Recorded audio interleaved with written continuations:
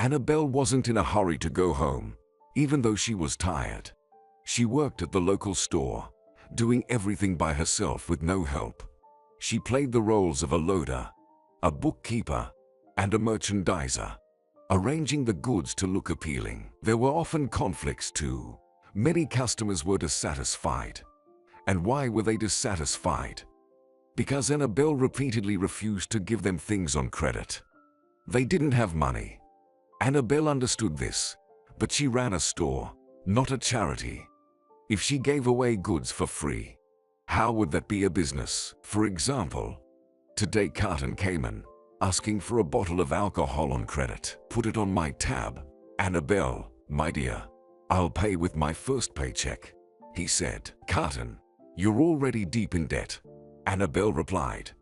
You haven't paid for April yet, and it's June now. Bring the money, and then we'll talk.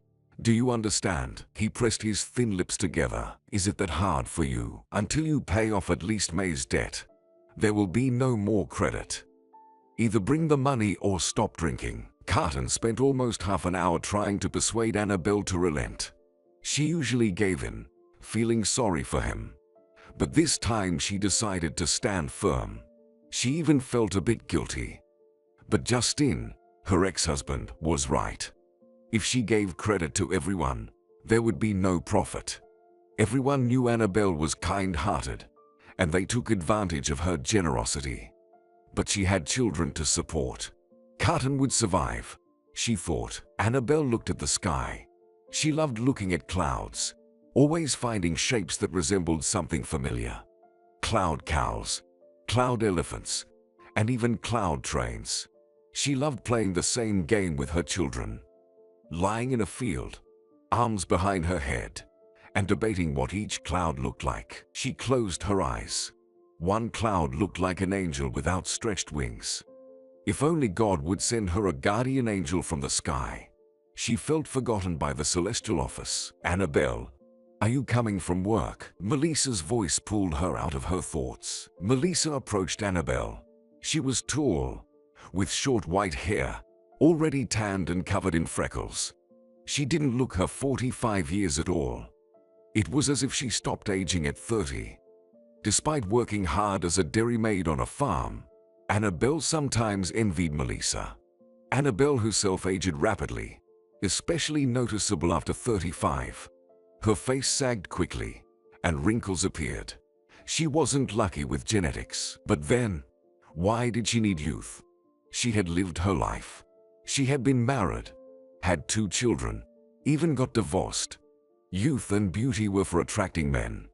Annabelle no longer needed men. They only brought problems. Yes, I'm coming from work. Annabelle waved. You must be tired. Huh? Melissa asked sympathetically. Oh, yes, I'm tired, Annabelle admitted. Everyone wants credit. No one wants to pay. Carton came again. I thought he wouldn't leave without getting a bottle of alcohol. Well, you know, Melissa laughed. It's your own fault. I told you, you spoiled them. And now they're used to your kindness. Be thankful they aren't paying with play money. Like children playing store. Annabelle smiled at Melissa's comment. When she first started her business, she gave away many goods on credit, believing that people would surely pay after payday. But no one was in a hurry to do so. Not just men, but women too. It's good weather, Annabelle remarked. She always loved this time of year, the beginning of summer. 3 warm months lay ahead with beautiful sunsets and that particularly warm, gentle evening sun. It felt as if youth returned in the summer, making her feel like a carefree girl again, whose biggest worries were deciding what to wear to a party and not staying out too late to avoid getting scolded by her mom. Life seemed simpler and brighter in the summer. Yeah, it's nice, Melissa replied indifferently. By the way, a woman came into town looking for a place to stay. I thought of you. Oh, who is she? Annabelle perked up. City folks often came to their small town for a month or even 2. Renting out a room to such visitors was an easy way to make money. Just provide them with a room and some meals. Simple as that. Just an ordinary woman, Melissa shrugged. She came to my mom, asking who rents rooms. Mom sent her to me. But you know, I can't take her this year. Annabelle nodded in understanding. Melissa had moved in with Derek, a tractor driver from the farm, in the spring. Melissa's house was small, and Derek didn't have a house of his own. So, taking in a tenant wasn't possible for Melissa, even if she wanted to. And besides, Melissa and Derek seemed to be quite noisy at night. That was another reason not to take in a tenant. Melissa wouldn't want some city girl running around in front of her future husband. Derek was a good guy. He didn't drink or smoke. But who knows what might cross a city girl's mind. Maybe she'd start walking around in a short robe, showing off her charms. Melissa would never say this out loud, of course, but Annabelle knew her since first grade and could easily predict her friends' thoughts. So, where is she now? Annabelle asked. At my mom's. You head home. I'll stop by and send her to you. You do have a free room, right? Yes, I do. Who else would be there? Well, isn't your Vivian supposed to get married soon?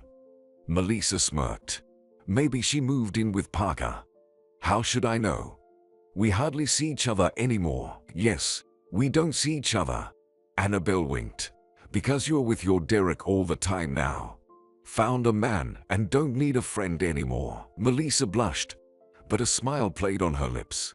She was in love like a schoolgirl, and Annabelle felt a twinge of envy. Annabelle knew she wouldn't fall in love again. She'd had enough. Melissa, honestly, I'm happy for you. Annabelle laughed. Maybe we'll be celebrating your wedding soon. Anyway, I should head home. The kids are probably waiting for me. Go on. Melissa nodded. And wait for that woman. Mom already advertised you well. Annabelle said goodbye to her friend and headed home. Home. She loved her house. It was a gift from her mother. Her father had built it with his own hands. Annabelle's mother was a city woman, beautiful like a movie star with huge brown eyes, full lips, and a mane of black hair. She would go to the city every 6 months to get a perm. Annabelle dreamed of getting one too when she grew up. She did get one after finishing school, going to the city with her mother. But her hair turned into a mess immediately. Annabelle cried for a week, hiding her burnt locks. She tried treating them with burdock oil, and her room reeked of it for a while. But the oil didn't help, and she had to cut her hair short. The house they lived in was a gift from her father to her mother.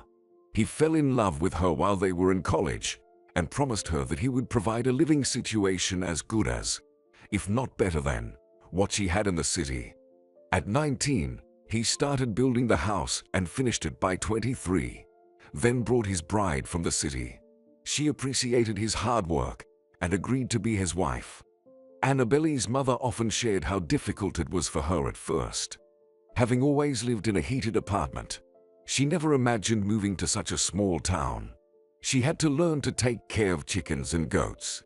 Her delicate hands became rough, and she forgot about wearing high-heeled shoes. There were many times she wanted to return to her former life, free of early mornings, endless harvests, and the sweet, warm smell of the chicken co-op. But she persevered. She became part of the community because she loved her husband dearly.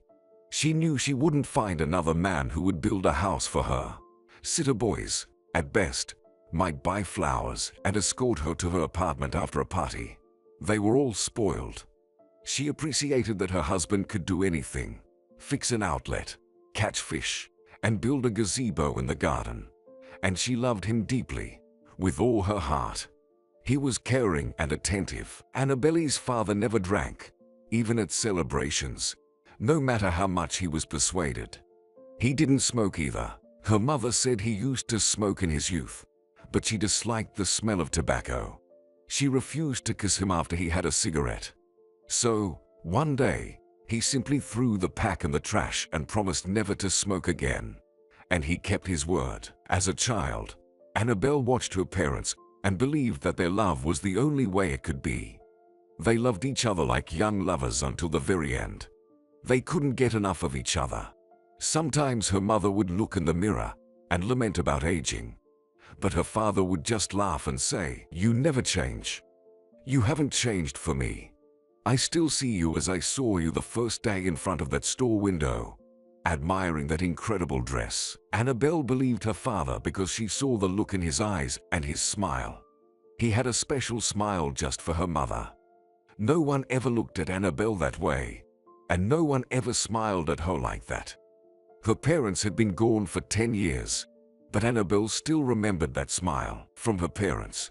She inherited a large house, filled with love, a house whose foundation was built on parental care, warmth, and attention. She also had their grave, which she tried to visit once a month. She had chosen a joint photo for the headstone, where her parents were embracing by the gate. Annabelle instinctively knew they shouldn't be separated. Even in a photo, her house was cozy, spacious, and bright. Now, Annabelle lived there with her children, her older daughter Vivian and her younger son Victor. Vivian was already 16, and Victor was turning 13. They were good kids, and she was very proud of them. It seemed strange to her that she had them with Justin. He was so frivolous. He would never build a house like this. At best, he could only destroy one. Annabelle couldn't understand men like Justin. If you commit to something, see it through to the end. If you choose a woman, live with her. Don't flirt with others. Why cheat at all? Annabelle took a moment to admire her garden. She loved flowers. Many people laughed at her for it, saying she should grow something useful instead of turning her yard into a flower garden. But flowers are about more than practicality. They're about creating a mood. Walking into the garden and seeing the flowers made her heart happy. No, she would never give up her flowers. Her mother loved them too and used to grow roses. Oh, how those roses smelled, especially on summer evenings. That unforgettable aroma, particularly after the rain. But for some reason, Annabelle's roses never thrived. They wilted. Maybe roses only flourished for those who had love in their lives. Annabelle chuckled at the thought. Well, I don't need to start writing poetry at my age. Roses are red, violets are blue. She walked into the house and kicked off her sandals, which she had grown tired of wearing all day. What a relief. I'm home. She called out. Me too. Vivian replied. Mom, I made dinner. Come to the kitchen. Annabelle smiled. She was lucky with her kids. Vivian had learned to cook at 12 and was now even attempting to bake pies. She had grown very independent. Maybe that wasn't such a good thing. Annabelle was always working, so Vivian had to take on the household chores. Annabelle peeked into the living room.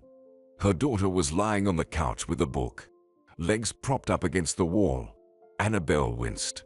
Vivian had been doing that since she was little, leaving marks on the wallpaper. Sweetheart, I've asked you to lie down properly. Sorry, Mom.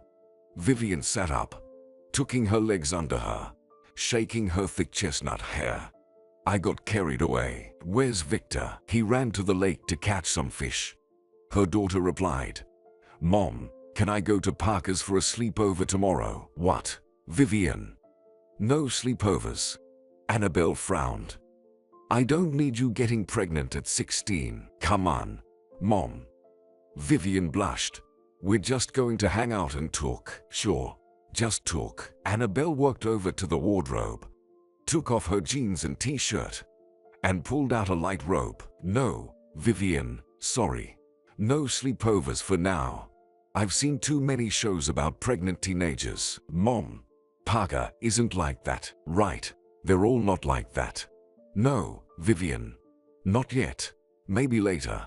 Finish school first. Then we'll see about you staying over at Parker's. Mom, what difference does it make? We're going to get married anyway. Vivian shrugged. All the other girls are allowed. Well, let them be allowed.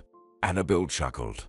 Seems you are not so lucky with your mom. Vivian. There was a gentle knock at the door. Vivian gave her mother a questioning look. Honey, that's the border, Annabelle explained. It's a bit early, though. I haven't even eaten. Quickly, Tidy up your things so it's not awkward." Vivian immediately jumped up and started picking up her things, while Annabelle went to open the door. She hoped this arrangement would work out. She needed the money. Her daughter was planning to go to college next year, dreaming of moving to the city to become a hairdresser. Annabelle supported Vivian's dream, but the thought of the expenses was daunting. She would need to buy all those tools, combs, scissors, whatever else they needed. And if the dormitory was subpar, they might have to shell out for an apartment or at least a room. Plus, she'd need to buy Vivian new clothes for the city.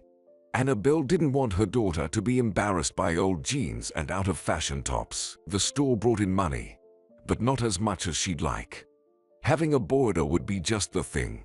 And then there was Victor, who was growing fast. His feet were already a size 10 at 13 years old. Every summer, he shot up at least 2 inches. She should have chosen a shorter husband. Victor's father was tall, and their son took after him. Even in this, he managed to be a nuisance. Annabelle opened the door and saw a short, slender woman standing there. At first, she thought the woman was very young, maybe around 25. But upon closer inspection, Annabelle noticed the fine lines around her eyes and mouth. She was probably about Annabelle's age. "Hello. I was told you have a nice room for rent." The visitor smiled. "I'm interested." "Yes, I do," Annabelle confirmed. "Come into the living room and we can talk." "Thank you. My name is Simona," the woman said with a nod. "I'm planning to stay until the end of summer." Annabelle introduced herself, continuing to assess her guest. Simona's hair was braided. Her neck was thin and fragile looking. Those large, brown eyes were sad. Annabelle guessed that Simona's life hadn't turned out well. When a woman's life is good, her eyes are different, bright, smiling, even when her lips aren't. That's how Melissa's eyes looked now, ever since she met Derek. They went into the living room. Simona sat gracefully in an armchair, crossing her legs elegantly. Annabelle noticed again how thin she was. Maybe she was ill. Her voice was soft and timid.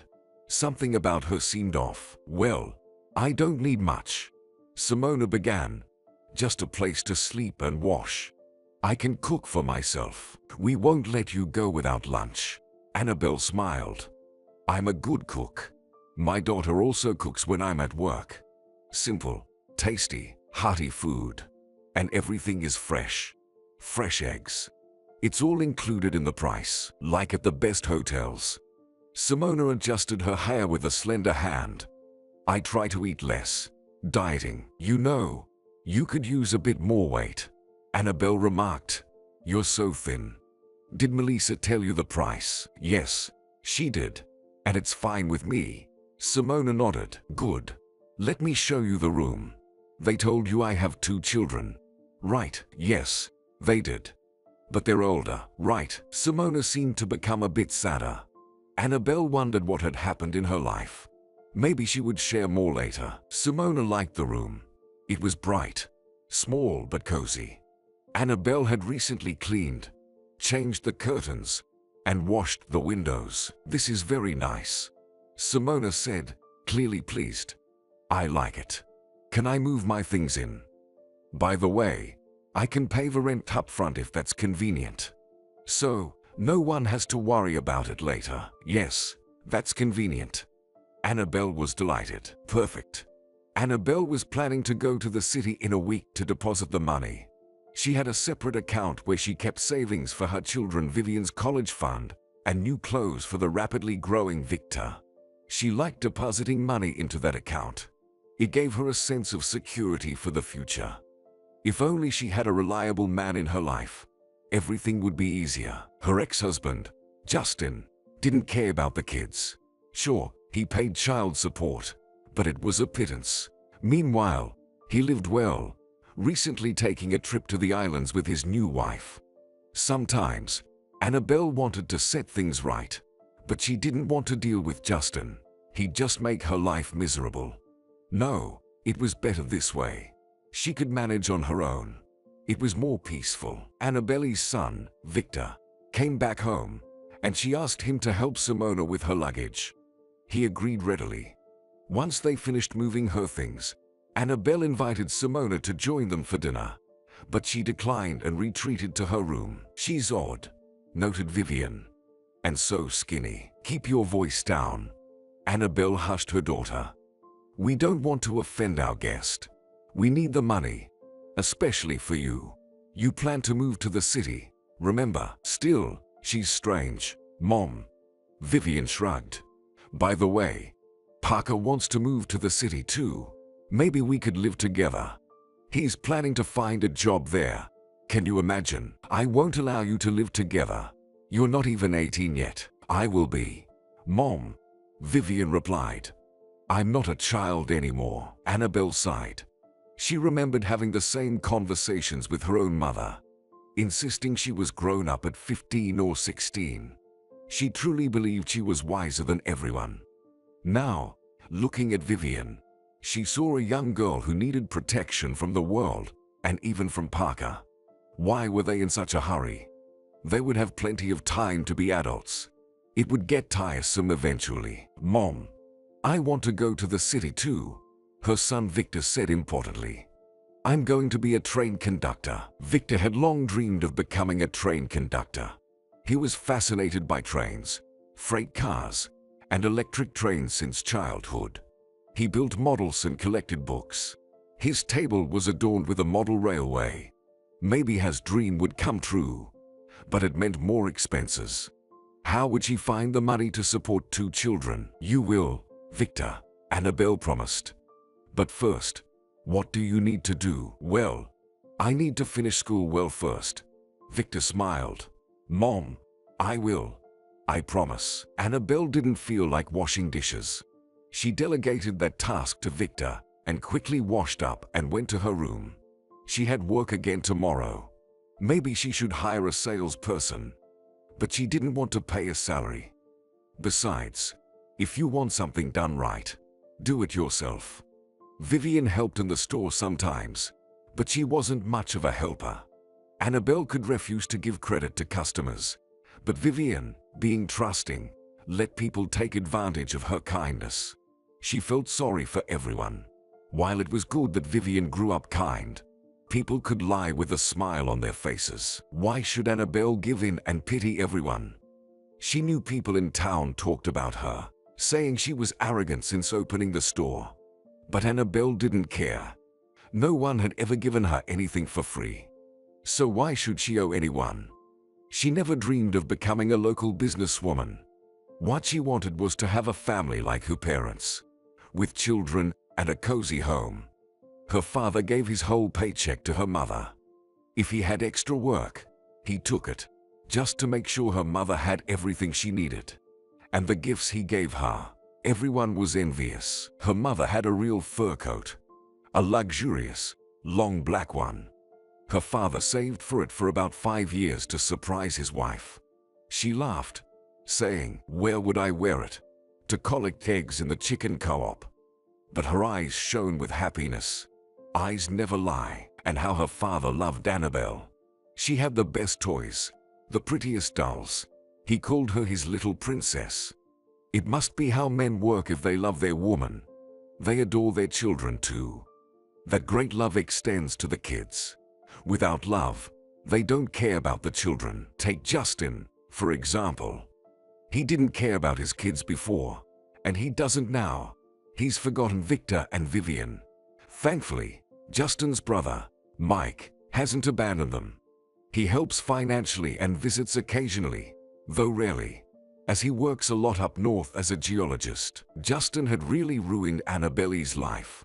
She often blamed him, though she knew she was foolish to fall for his good looks, dazzling smile, and confident demeanor. In the end, she was left alone with 2 children. She had just graduated from high school. Like many of her classmates, Annabelle dreamed of moving to a big city. Her father was, of course, against it. He worried about his daughter, fearing she would be mistreated. At the time, Annabelle didn't understand him, but now she did. He must have been heartbroken at the thought of his daughter being all alone. Her mother, on the other hand, reacted more calmly, saying it was time for Annabelle to become independent. If not for her mother, Annabelle might have stayed in their small town and things would have turned out differently. But her father always listened to her mother, so he reluctantly let Annabelle go. Annabelle enrolled in college to become an accountant. It was a good, well-paying profession, and she always loved math. College was full of girls like her, coming from small towns in search of a better life. Annabelle enjoyed her studies and excelled in them. She participated in student activities, sang to the guitar, and even joined the drama club. She believed she had a bright future ahead. She would get her diploma, marry, have children, and her husband would build a house for her, just like her father did for her mother. To Annabelle, love was something active, not just moonlit sighs and passionate kisses. No, a man should prove his love through actions, not just words. After graduating, Annabelle's friend invited her to her hometown to celebrate. There, she met Justin. They went to a party at her friend's house. Annabelle wore her best dress, white with blue flowers, and let her hair down. Back then, her hair was long, thick, and dark.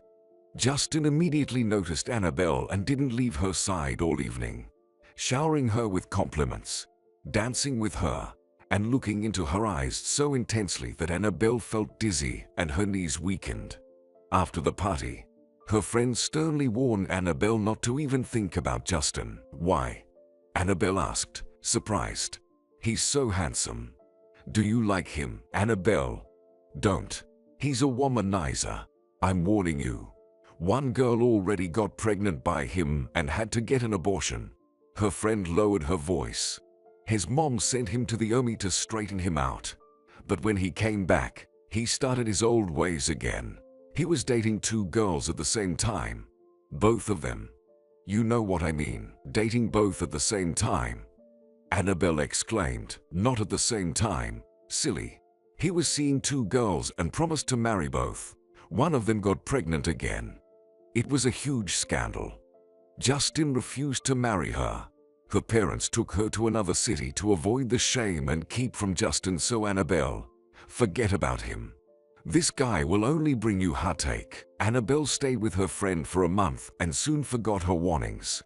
Justin courted her beautifully, bringing her flowers, inviting her on walks, and behaving like a true gentleman. Annabelle fell madly in love with him, enchanted by his smile, his face, and the way his fingers danced over the guitar strings in the evenings as they sat outside. He sang songs just for her, only for her. Her friend gave up on trying to warn Annabelle about Justin, hoping she would soon go back home and forget him. But it was too late. Annabelle knew Justin was the only guy she needed. She had never felt anything like this before. And his past. Who didn't have a past? Justin was 24, so it was understandable he had a history. It would be strange if he didn't. One day, Annabelle decided to ask him about his past. Did Rita tell you? Justin frowned. Yes, she nodded. I wanted to ask you. Is it true? Annabelle, any story can be told in different ways, from different perspectives. Yes, I fell in love with a girl when I was 18. My first love. So what? She suddenly claimed she was pregnant. We'd only been together once. No one gets pregnant the first time. I know that. She even lied that I was her first. Well, said Annabelle, that's really not okay. Of course, it's not. Justin nodded. But that's not the whole story. Annabelle, my friends later told me she was seeing another guy, a newcomer. His family rented a house in our town for the summer. I went fishing with my dad for a week, and she snuck into his place at night. What do you think they were doing? Watching movies, playing dominoes. He left, and suddenly she was pregnant. Naturally, I said the baby wasn't mine. She immediately started crying and threatened that some guys would beat me up if I didn't marry her. I refused. Why would I? The baby wasn't mine. I didn't want a girl like that or to raise someone else's child. Yeah, exactly. Annabelle fumed. Let her go to that guy and live with him. That's what I said. Justin nodded. Anyone would say the same. But no one believed me back then. So I joined the army. I said that when the baby was born, we'd see. We'd see if it looked like me or not. That guy had blonde hair and blue eyes. And me, look at my eyes, brown. And my hair, black. She figured out she was caught and ran off to get an abortion. If the baby had been mine, would she have done that? No, of course not. No, she wouldn't have. Annabelle agreed. That's what I'm saying. I'm glad you believe me. And about those two other girls, well, I only had a thing with one of them. Yes, it happened. I'm not hiding it. Why should I? What, am I supposed to live like a monk? The other one just had a crush on me, following me everywhere, pestering me. Then she started telling everyone I was messing with her, saying we were involved. But we weren't. I swear, we weren't. I didn't need her. She was chubby, with cross eyes and legs like a cow. But she started saying she was pregnant too, spreading rumors about me. That's how it all went down. I was planning to leave that town. Thought they'd never leave me alone. Am I to blame that girls like me? No, you're not. Annabelle hugged Justin. Thank you for explaining everything. I was worried that maybe what they said about you was true. They're lying. Justin sighed. You can trust me, Annabelle. But don't trust your friend too much. Your Rita has hinted many times that she'd like to have some fun with me. But I keep turning her down. I don't want to. Maybe that's why she's jealous and trying to mess things up for us. Because I really like you, Annabelle. And Rita, I don't like at all. Annabelle was happy. She believed Justin. She would have believed him even if he said he saw Bigfoot in the forest. They say love is blind. And it's true. Black seems white and white seems black. In September, Annabelle returned to her parents with her fiancé. Justin made a good impression on her mother and father. They decided to have a wedding. The preparations were thorough. Everything had to be perfect. The feast, the dancing, the white dress, the veil. Annabelle couldn't believe it was really happening to her. Was she really a bride? It felt so surreal. Like everyone would soon realize she was just pretending to be grown up enough to get married. But in the end, she became Justin's wife. Her parents bought them a house. Small, but sturdy, even with a room for a nursery. Annabelle wanted children very much. What kind of family doesn't have children? A new life began. Annabelle got a job as an accountant at the local farm. Justin worked as a machine operator. She was quite happy. She had a husband, a salary, a house where she loved keeping things tidy and cozy for her beloved. What more could she need? And soon they would have children. Annabelle dreamed of having a boy and a girl. That was happiness, the kind everyone dreams of, even if they don't always admit it out loud. A year later, she met Mike, Justin's older brother. Justin was proud of his brother, though he said they never got along well. Mike was 6 years older. He left for the city after high school, went to university, and studied to be a geologist. Now he worked in the north, earning good money and saving up for an apartment. He's a tough one, Justin said. It's not that he doesn't love me, but he just never paid much attention. Probably because of the age difference. I keep thinking it'll get easier with time. As we get older, the age difference won't matter as much. Finally, Mike came to visit his brother and his new wife. Mike made quite an impression on Annabelle. While Justin was tall, muscular, and attractive, with girls always turning their heads to look at him, Mike was the complete opposite, shorter than Annabelle, extremely skinny, with a large hooked nose and sharp, angular features. His gaze was piercing. Annabelle didn't like Mike at all. She thought he probably disliked his brother because Justin was kinder, more handsome, and more popular with women. Mike stayed with them for 3 days, and Annabelle noticed that he barely spoke to Justin, keeping his distance as if they were strangers. He was more talkative with Annabelle, even making jokes, and brought her gifts. a necklace of red stones and a beautiful amber brooch. But he brought nothing for his brother. When Mike left, Justin joked that it seemed like he had come only to see Annabelle. "Oh, look, he talked to you but not to me." Justin laughed. "Maybe he's fallen for my wife." The rascal. "Oh, stop it. Fallen in love?" Annabelle blushed. "I don't think someone like him falls in love at all. He seems so bitter." "Yeah, he's always been like that." Justin nodded. "But he's smart." Mike visited a few more times, always talking only to Annabelle, helping with chores, and bringing gifts. He kept his distance from Justin. A few years passed. Annabelle and Justin still had no children, despite their efforts. There had been a miscarriage, after which Annabelle took years to recover. She blamed herself, thinking she must have some hidden defect. But the doctors just shrugged and said both were healthy, with no obstacles to having children. "Keep trying," they said, "and eventually it will happen." Annabelle began to suspect Justin of cheating a few years before Vivian was born. He stayed late at work and smelled of unfamiliar perfume. Annabelle pushed these thoughts away. How could her Justin cheat? He loved her. Otherwise, he wouldn't be with her. But thoughts of other women persistently intruded, and Annabelle couldn't shake them. People at work started talking, saying they'd seen Justin with someone, that he was getting close to Polly, the cook. He walked her home and sometimes went to her place after work. Annabelle tried not to think about it. The idea of Justin with another woman broke her heart. She loved him too much. She started trying harder, cooking better, dressing better. She dyed her hair wheat color, like Polly, though it didn't suit her at all. Polly was a blonde, so Annabelle decided to try it, just in case.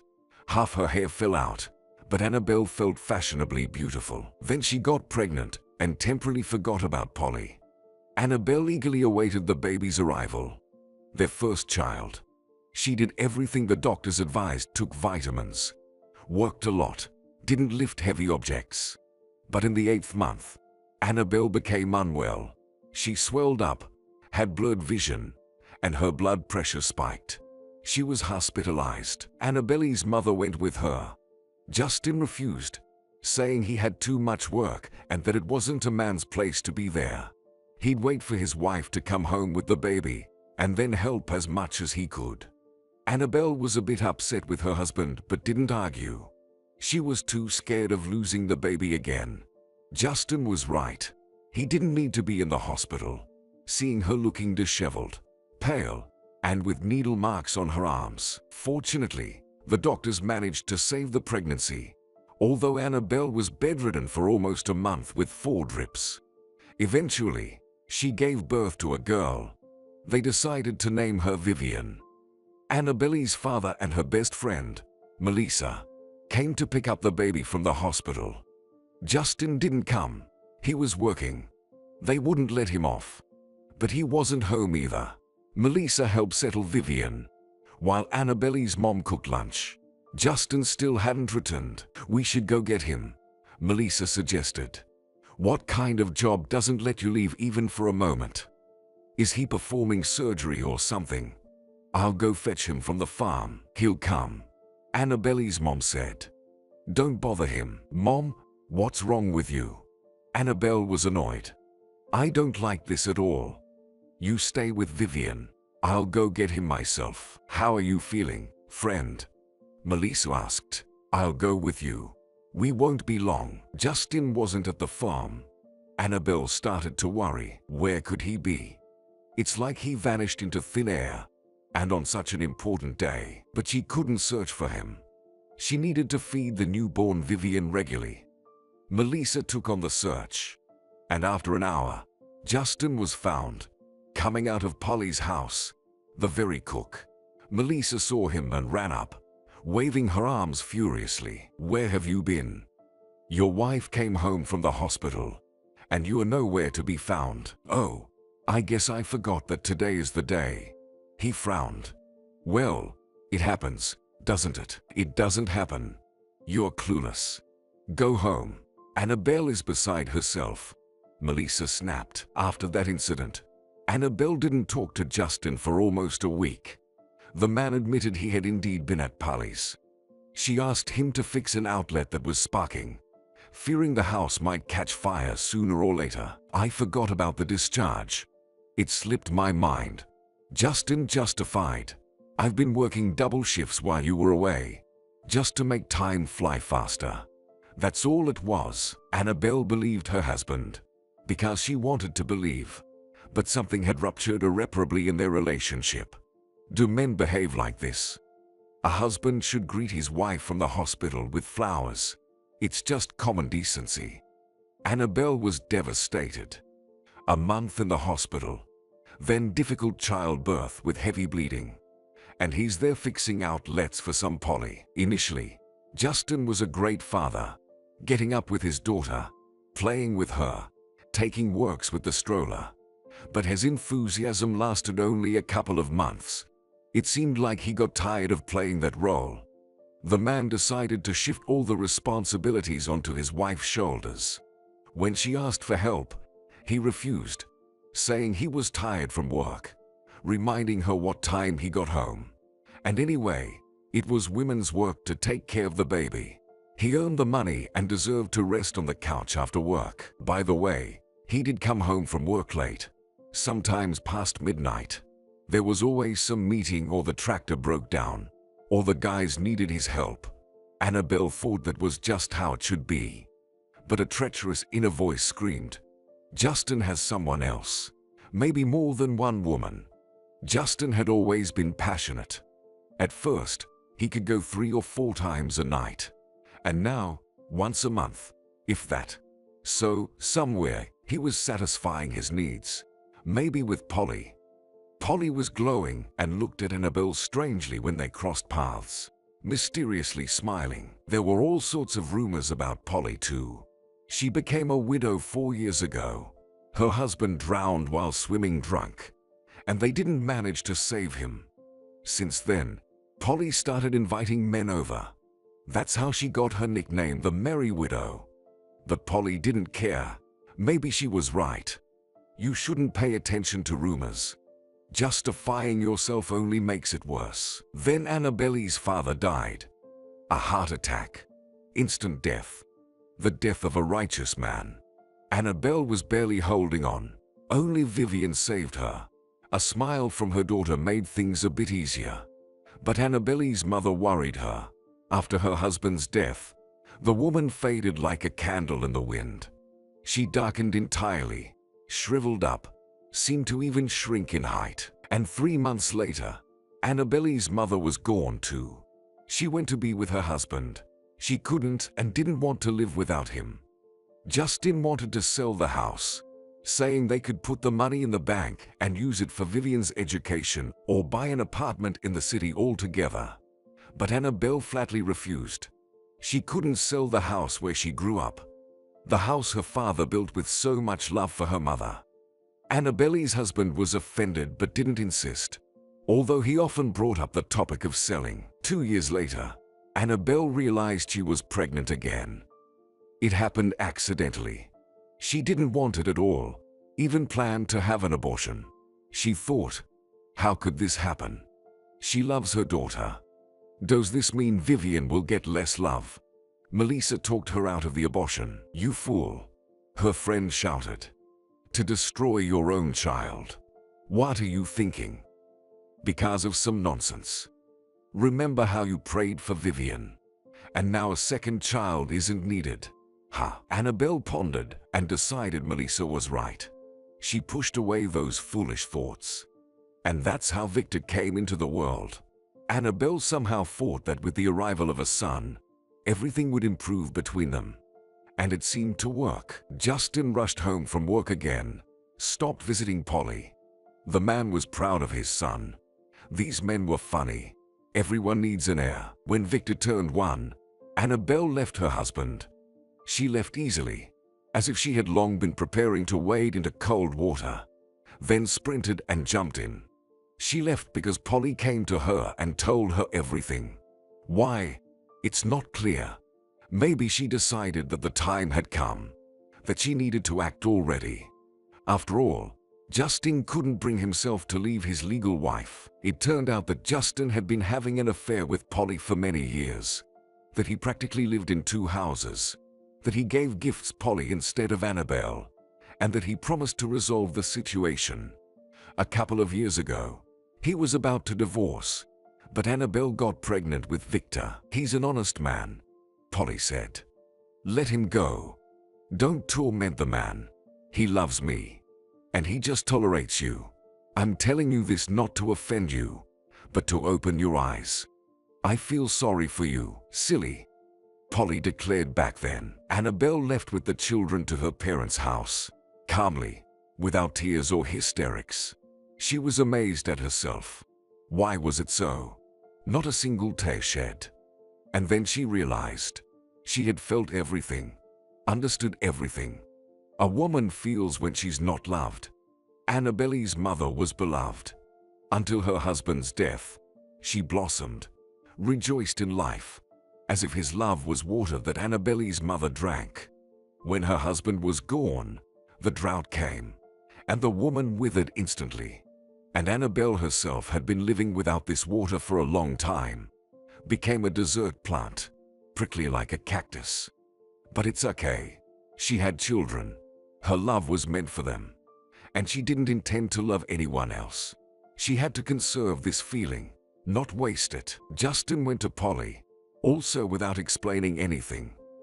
Annabelle's friend, Melissa, thought that maybe he asked Polly to tell Annabelle everything because he was afraid to. Melissa didn't like men at all. She was also burned. One drank, the other beat her, the third ended up behind bars, stole money. So Melissa and Annabelle decided they would live for themselves, but Annabelle also for the children, and Melissa would be a loving aunt to them. Over time, Justin left Polly too, and found some woman in the city. Polly left too. Where? No one knew for sure, but no one in town missed Polly either. Women even rejoiced. Now the guys had nowhere to go in the evenings. Let them sit at home. And Annabelle forever hated women like Polly. Homewreckers. They intrude into someone else's family instead of taking care of their own. They probably only affirm themselves in this way. They think that they, being chosen by a man, are better than the legal wife. No. Such women don't deserve to be talked to, not even greeted. After the divorce, Annabelle faced a huge problem. There was never enough money. The children were growing up. One thing was needed, then another. Annabelle wanted to give the best to her heirs, so that they didn't wear out their clothes, but wore new ones, so that their toys were good, so that when the time came, they could go study wherever they wanted. But Annabelle's salary was tiny, and Justin didn't rush to pay child support, except for his brother Mike, who helped. Even though he got married, he didn't forget about his nephews. He came to Annabelle once a year. He helped with household chores, brought gifts, and he also sent something. Annabelle put this money into a separate account for the children. She didn't touch it herself. And one day Annabelle decided to take action. She decided to open her own shop. There was a small store in town, but it was small, and you had to go to the neighboring town. Annabelle saved up money, found a place, bought the first batch of goods, and it seemed like the business was taking off. Although many laughed at her, how could a woman manage it alone? But Annabelle managed. She coped. There were groceries and household chemicals. Then there was a shelf with cosmetics. It was hard for Annabelle. Paperwork, studying laws, purchases she initially didn't understand much. Then she gave a lot of goods on credit. She kept a special notebook where she wrote down the debtors. She thought people would surely bring the money, but they didn't rush. Annabelle realized that they considered her one of them, and it seemed like it wasn't necessary to return the money. And gradually, she stopped helping everyone, and they started calling her a snooty blighter. But it was better to be a blighter than to go into the red and starve. Although there were many scandals, some even threatened to set fire to the store and to bury Annabelle somewhere in the nearest forest. Well, They didn't set fire to the store. They didn't bury Annabelle. But they started to respect her. What to do? Life's like that. How you present yourself is how people will treat you. And people tend to take advantage of kindness. It's all a fairy tale. That how you treat people is how they'll treat you. No. If you're kind, soft, people will just use you. Because often kindness is mistaken for weakness. And Annabelle could only afford to be used by her own children with her kindness. The chosen strategy bore fruit. Annabelle saved money for her children's education. Bought a good computer so both Victor and Vivian could have tutors. She did some renovations in the house. The woman felt quite happy, except for the occasional loneliness that plagued her. It seemed okay, but when she looked at couples, her heart would ache. And she was all alone, all by herself. Sometimes she just wanted to feel like a woman, complain to someone, hug and feel that there's someone behind her who will protect, help, and support her. It seemed like men paid attention to Annabelle, especially when she was younger. But Annabelle didn't trust anyone anymore. But fate didn't give her the kind of love her parents had. Nothing could be done about it. So she lived with her children, her work, and her household chores. And Annabelle got used to not complaining to anyone about life. And then she decided to rent out a room. Last year, a family lived with her in the summer. Good people. They brought gifts for the children from the city. Books, building sets. Now Simona moved in. She seemed like a calm woman. There shouldn't be any problems with her. Things were going well with Simona indeed. But she was somehow strange, quiet, kept to herself. She didn't tell anything about herself. And women usually like to chat, tell about their whole life. And she doesn't. She leaves in the morning, comes back in the evening. She works a lot, collects flowers in the fields or sits by the lake. And she hardly eats. Annabelle cooked good soups, salads, and apple pies. But Simona doesn't eat that. She thanks but eats only apples and drinks tea constantly. Annabelle thought maybe she was losing weight. Although where else could she lose weight? She's not even a woman. She's a working skeleton. You could cut yourself on her collarbones. Not hands, but branches. In short, Simona isn't from around here. Local women asked Annabelle what's up with her strange roommate. Thin, maybe she's sick. And what kind of entertainment does she have? Walking alone and collecting flowers. And Annabelle just shrugged. Well, she's just relaxing. The woman would reply, well, maybe she likes it. What's it to you? And Annabelle didn't really care about Simona. Vivian started to behave strangely. She was always cheerful and sociable. And then suddenly, as if she closed up, she sits at home all day and reads books. She stopped going out with Parker. Maybe they had a fight.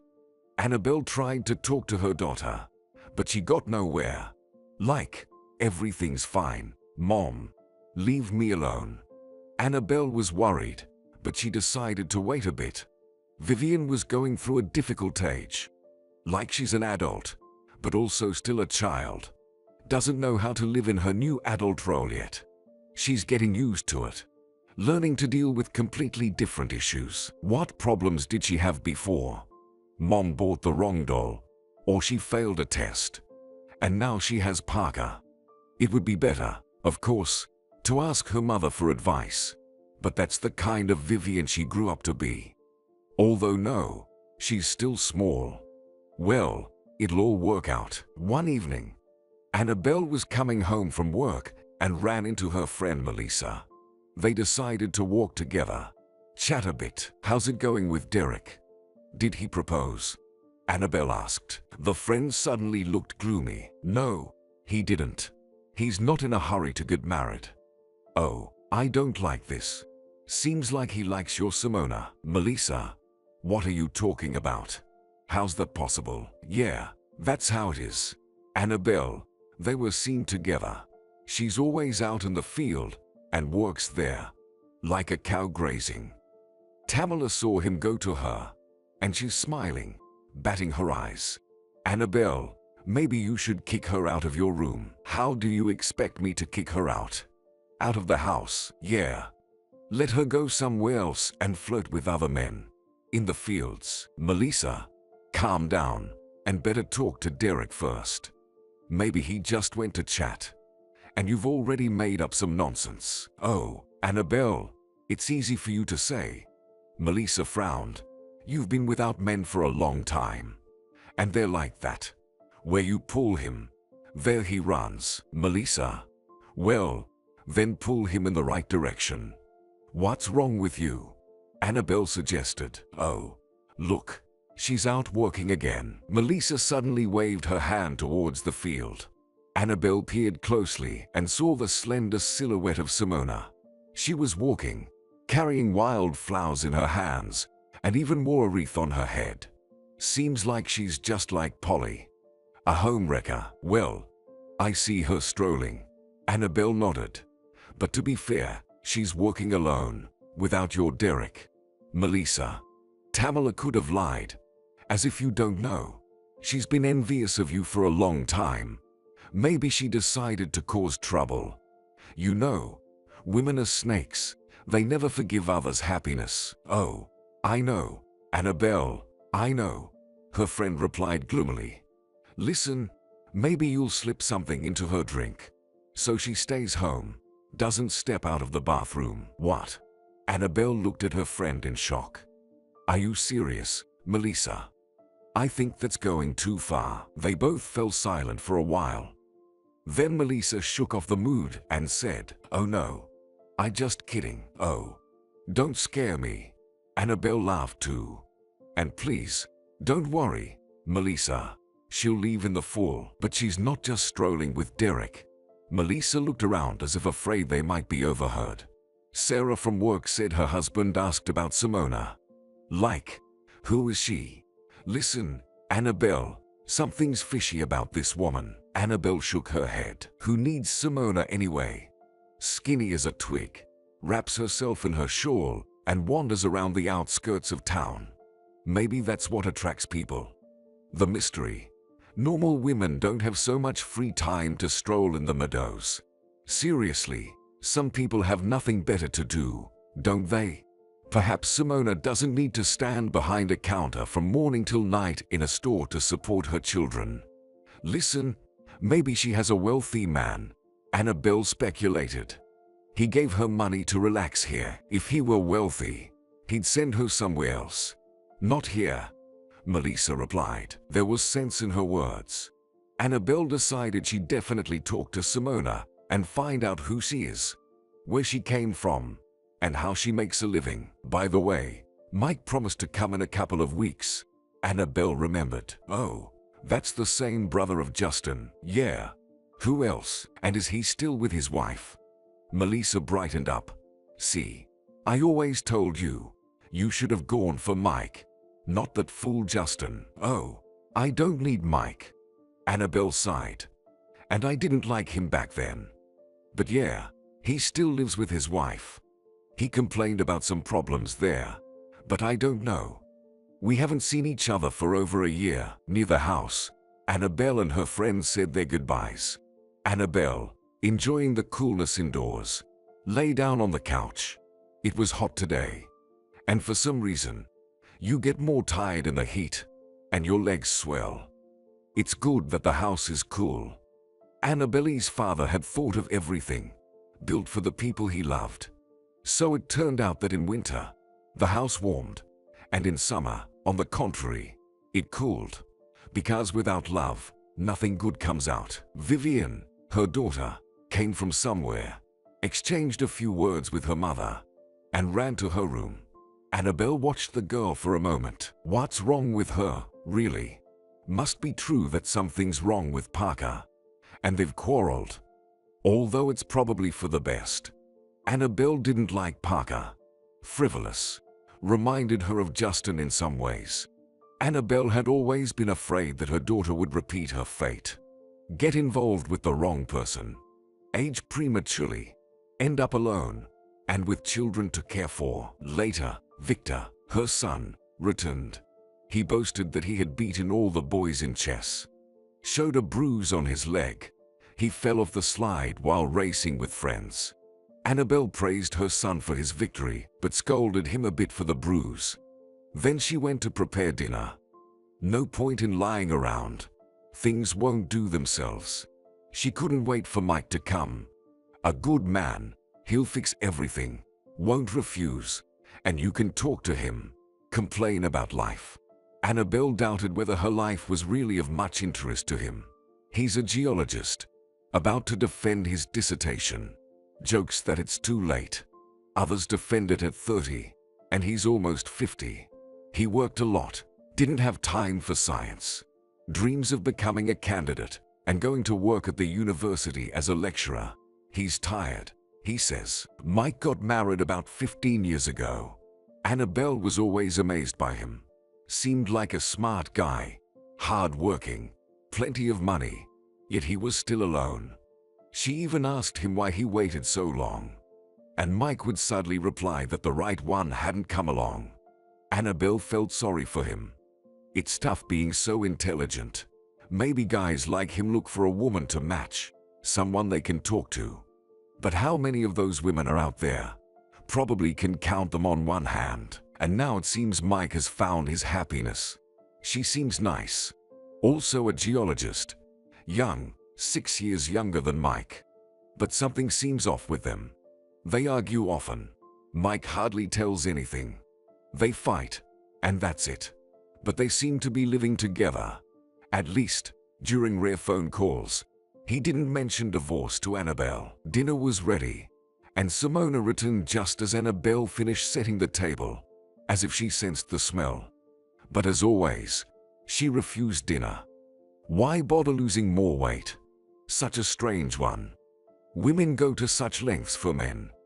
But on the other hand, men like to have something to hold on to. 3 days later, coming back from work, Annabelle found Simona at home with Derek, Melissa's fiancé. As she approached the house, she heard them arguing loudly about something. As soon as the homeowner entered, the couple fell silent. Annabelle saw Derek sitting on the couch. The man was all red. Simona, as usual, wrapped in her shawl, sat in the armchair. "Hello, Derek," Annabelle greeted coldly. "How's Melissa? What are you doing here? Did she ask you to pass something along?" And Derek just shook his head. "No, just stopped by, and it's time for me to go." "Well, then go." Annabelle frowned. The man hastily said goodbye and left. The homeowner immediately wanted to kick Simona out. If Melissa finds out, she'll be hurt. She'll think it's Annabelle's fault. And Simona is good too, shamelessly stealing someone else's man. "Sorry," Simona said quietly. "We met on the street. He said he wanted to talk to you, so I invited him." "No need," Annabelle said dryly. "What will people think?" Simona shrugged, as if trying to defend herself from Annabelle. She understands. She understands everything perfectly. She's a loose woman. Annabelle immediately remembered Polly. She was like that too. As soon as she saw a man, she couldn't rest. Yes, Simona is beautiful after all. That's why she's using her beauty, even though she's not a young girl anymore. "Simona, you know, I find this unpleasant." Annabelle frowned. "Derek is my friend's fiancé. They're already planning their wedding, and you brought him here. Why? What are you implying?" Simona's eyes widened. "That I was planning something with him. How am I supposed to know? Maybe if I had come later, I would have found you under him." Simona jumped up. "No way. I won't allow it. I'll leave tomorrow." She threw one last glance at Annabelle and stormed out of the room. The homeowner heard Simona slam the door behind her. "Oh, to hell with her. Let her leave, and I won't return her money." Well, maybe just part of it. This is the last thing I needed. Turning this place into a dating house. How will I look Melissa in the eye now? And Derek? He looked at Simona so approvingly. She may be thin, but she's cute. What kind of name is Simona anyway? Annabelle thought. The woman changed into her robe and went to the kitchen. but everything was slipping from her hands. Indeed, when you're in a bad mood, it's better not to stand by the stove. Mom always said that. Food absorbs everything. If you're in a good mood and happy, even scrambled eggs will taste delicious. But if it's bad, take the best ingredients, and you'll still ruin everything. Her son returned, all legs in bruises. What can you expect from him? Annabelle worried about him and realized that she needed to give her son freedom, but not tie him to her apron strings. Right, he needs to be allowed to gain experience. And experience always comes with bruises and bumps, and these memories. Polly lured Justin away. Maybe if it weren't for her, he would have come to his senses, and they would have lived with Justin now, raising children. It wouldn't have been so hard. Annabelle wouldn't count every penny. A woman, she always needs a man. Even though they praise Annabelle for being strong, she doesn't need this strength for free. It's not innate, it's acquired. Her mom wasn't strong. She just didn't need to be. Dinner was finally ready. Victor popped into the kitchen. Mom, where's Vivian? I don't know. She was supposed to go for a work. Annabelle glanced at her watch. Nearly 10. Lost in thought about her own failed fate. She hadn't kept track of the time. And Vivian, by the way, should be home. They had an agreement. By 9, she should be home. Victor, could you run over to her friend Julia's? Annabelle asked. She's probably there, chatting away with her. All right. Mom, Victor nodded. But what if she's not there? She's probably there. Where else would she be? Annabelle replied confidently, except there was no confidence. There was instead a strange anxiety, as if her heart was hanging on a string. And the string was trembling, emitting a thin, unpleasant sound audible only to Annabelle. Her son came running back after 10 minutes. She's not there, Victor said seriously. Mom, Julia said they were out too late, and then Vivian was supposed to come home. But she met up with Parker and went somewhere with him. Can you imagine? Oh, my God, Annabelle exclaimed, throwing her hands up. Well, I'm going to Parker's to get her. I'll give her a good talking to, Logic said. Yes, Vivian is with Parker. But the string continued to emit that unpleasant, nerve-wracking sound in Annabelle's heart. She threw on a knitted cardigan and left the house. The evening was cool, with a fresh breeze blowing. It swayed the lanterns above the road, making Annabelle even more uneasy with their flickering light. Hurriedly, she made her way to the house where Parker lived with his mother. She arrived, knocked on the door, and Amelia, Parker's mother, opened it. Hello, Annabelle. What brings you here? Hi. Is my Vivian here? She's not home, and she should have been back an hour ago. Amelia crossed her arms over her chest and leaned against the door frame. No, she's not here. Seems they had a fight today. They were standing outside the house half an hour ago. Annabelle, you need to talk to Vivian. Parker needs to focus on his studies. I want to send him to college. And Vivian thinking of marrying him isn't helping. I want to give my son an education. And Vivian could use one too. Before thinking about weddings, Amelia, where did she go? Annabelle asked her neighbor. How should I know? Annabelle, is Parker home? Parker just got back 5 minutes ago and went straight to bed. Parker, Annabelle called out. Amelia frowned disapprovingly, but Annabelle didn't care. Parker appeared at the door. What? Annabelle, Parker, where's Vivian? She went to the lake. He reluctantly replied. Why? Am I supposed to keep an eye on her? The thread on which Annabelle's heart hung snapped, and her heart plummeted. To the lake? Yeah, Parker said, avoiding her gaze. That's where you should look. Annabelle felt like hitting him and Amelia, but instead, the woman ran to the lake. She didn't even say goodbye. Vivian, my dear, please don't do anything foolish, she murmured. Annabelle didn't make it to the lake. She spotted Simona and Vivian from afar, walking along the road in the lamplight. They worked strangely, as if swaying as they moved. Annabelle rushed to them, hugged her daughter, and realized she was soaking wet. She looked at Simona in bewilderment. The lodger was wet too, and her shawl was nowhere to be seen. What happened to you?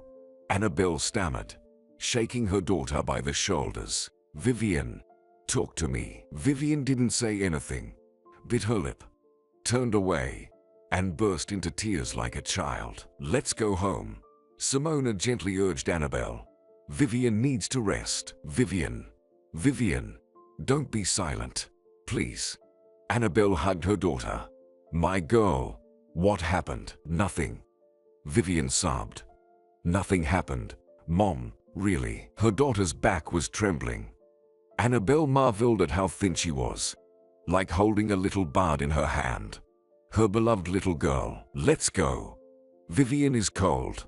She needs to change, Simona repeated. Annabelle nodded briefly. She had already forgotten that she had been angry with the lodger just recently. Let's go, Annabelle agreed. Vivian, give me your hand. Her daughter placed her palm in her mother's hand.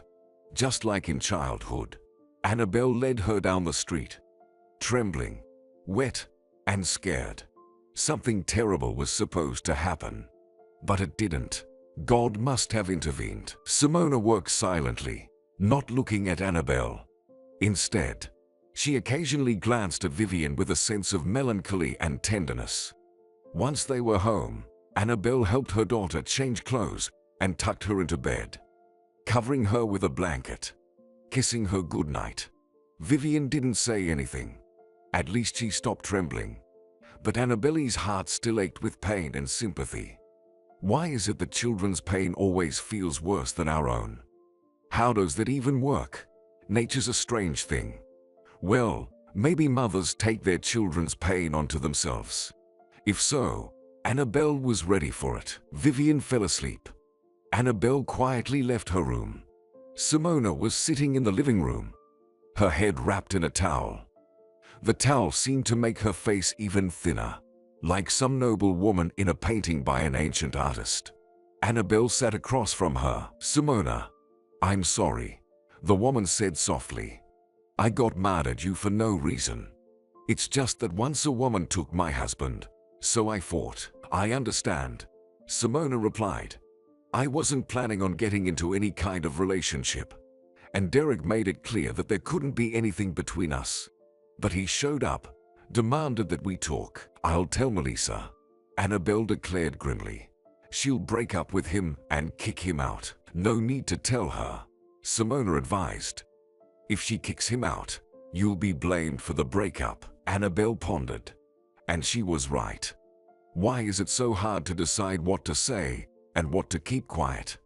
What if Derek starts cheating on Melissa later? Simona, what happened with Vivian?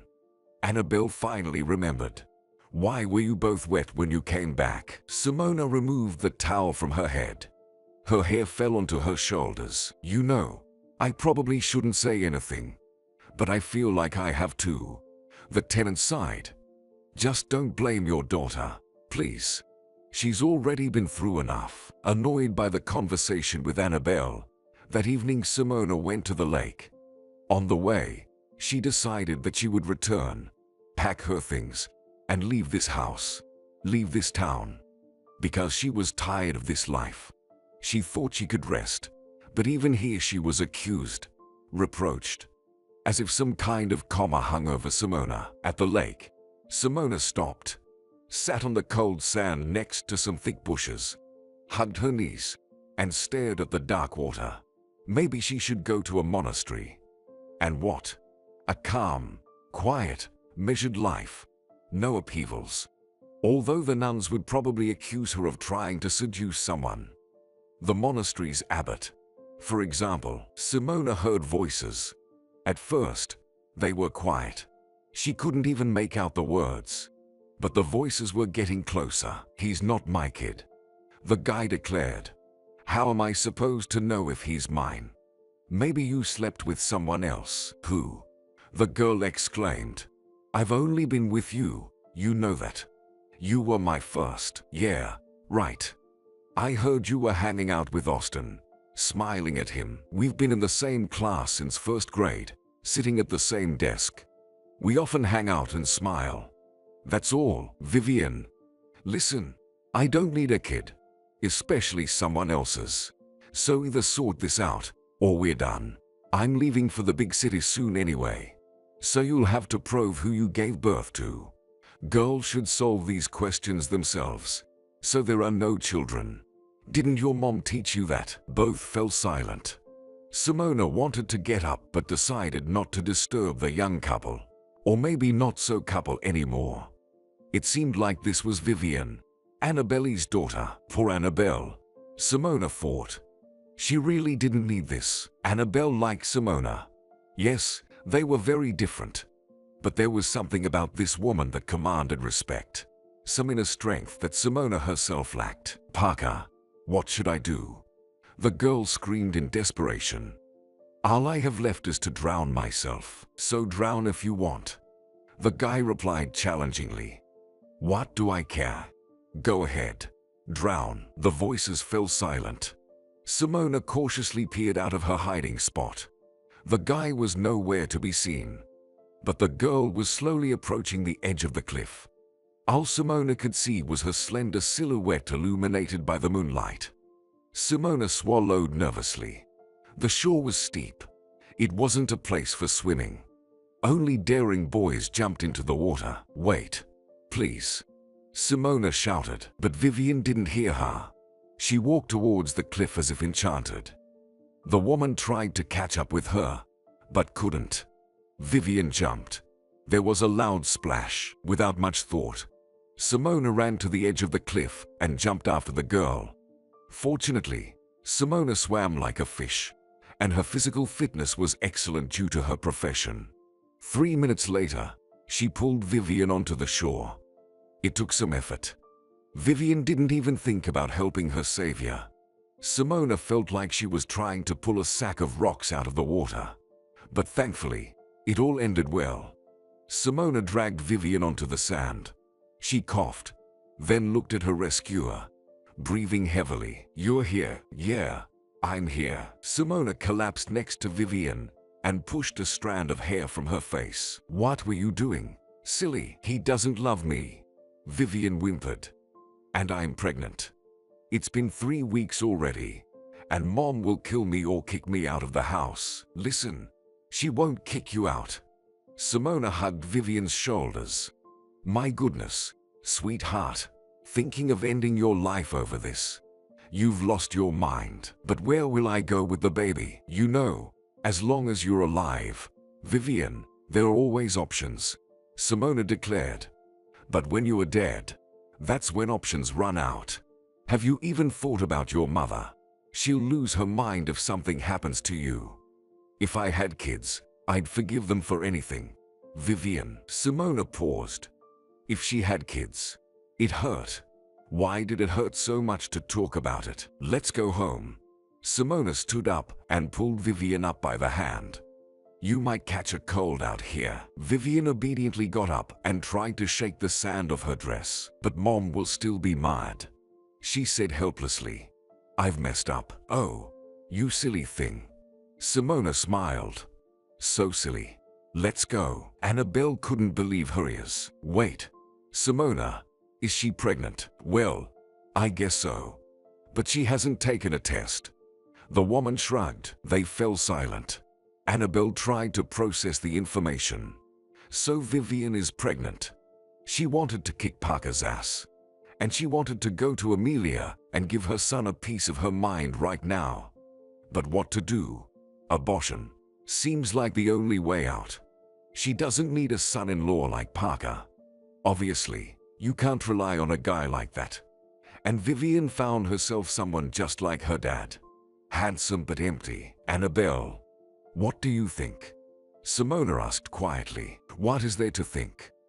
We need an abortion. Annabelle sighed. Should she ruin her life?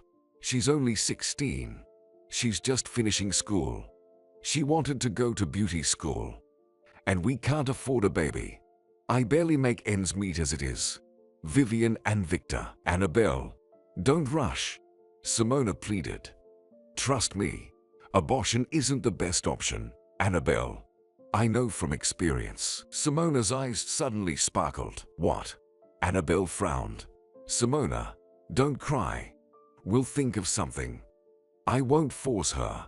I'm not like that. But I want to. And I wish I would take Parker to the doctor and have everything unnecessary cut off. Simona smiled. I envy you. You have good kids.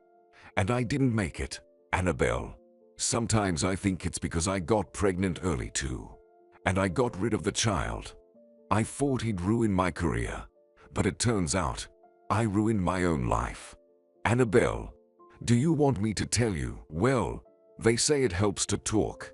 Annabelle whispered. Listen, I'm not insisting.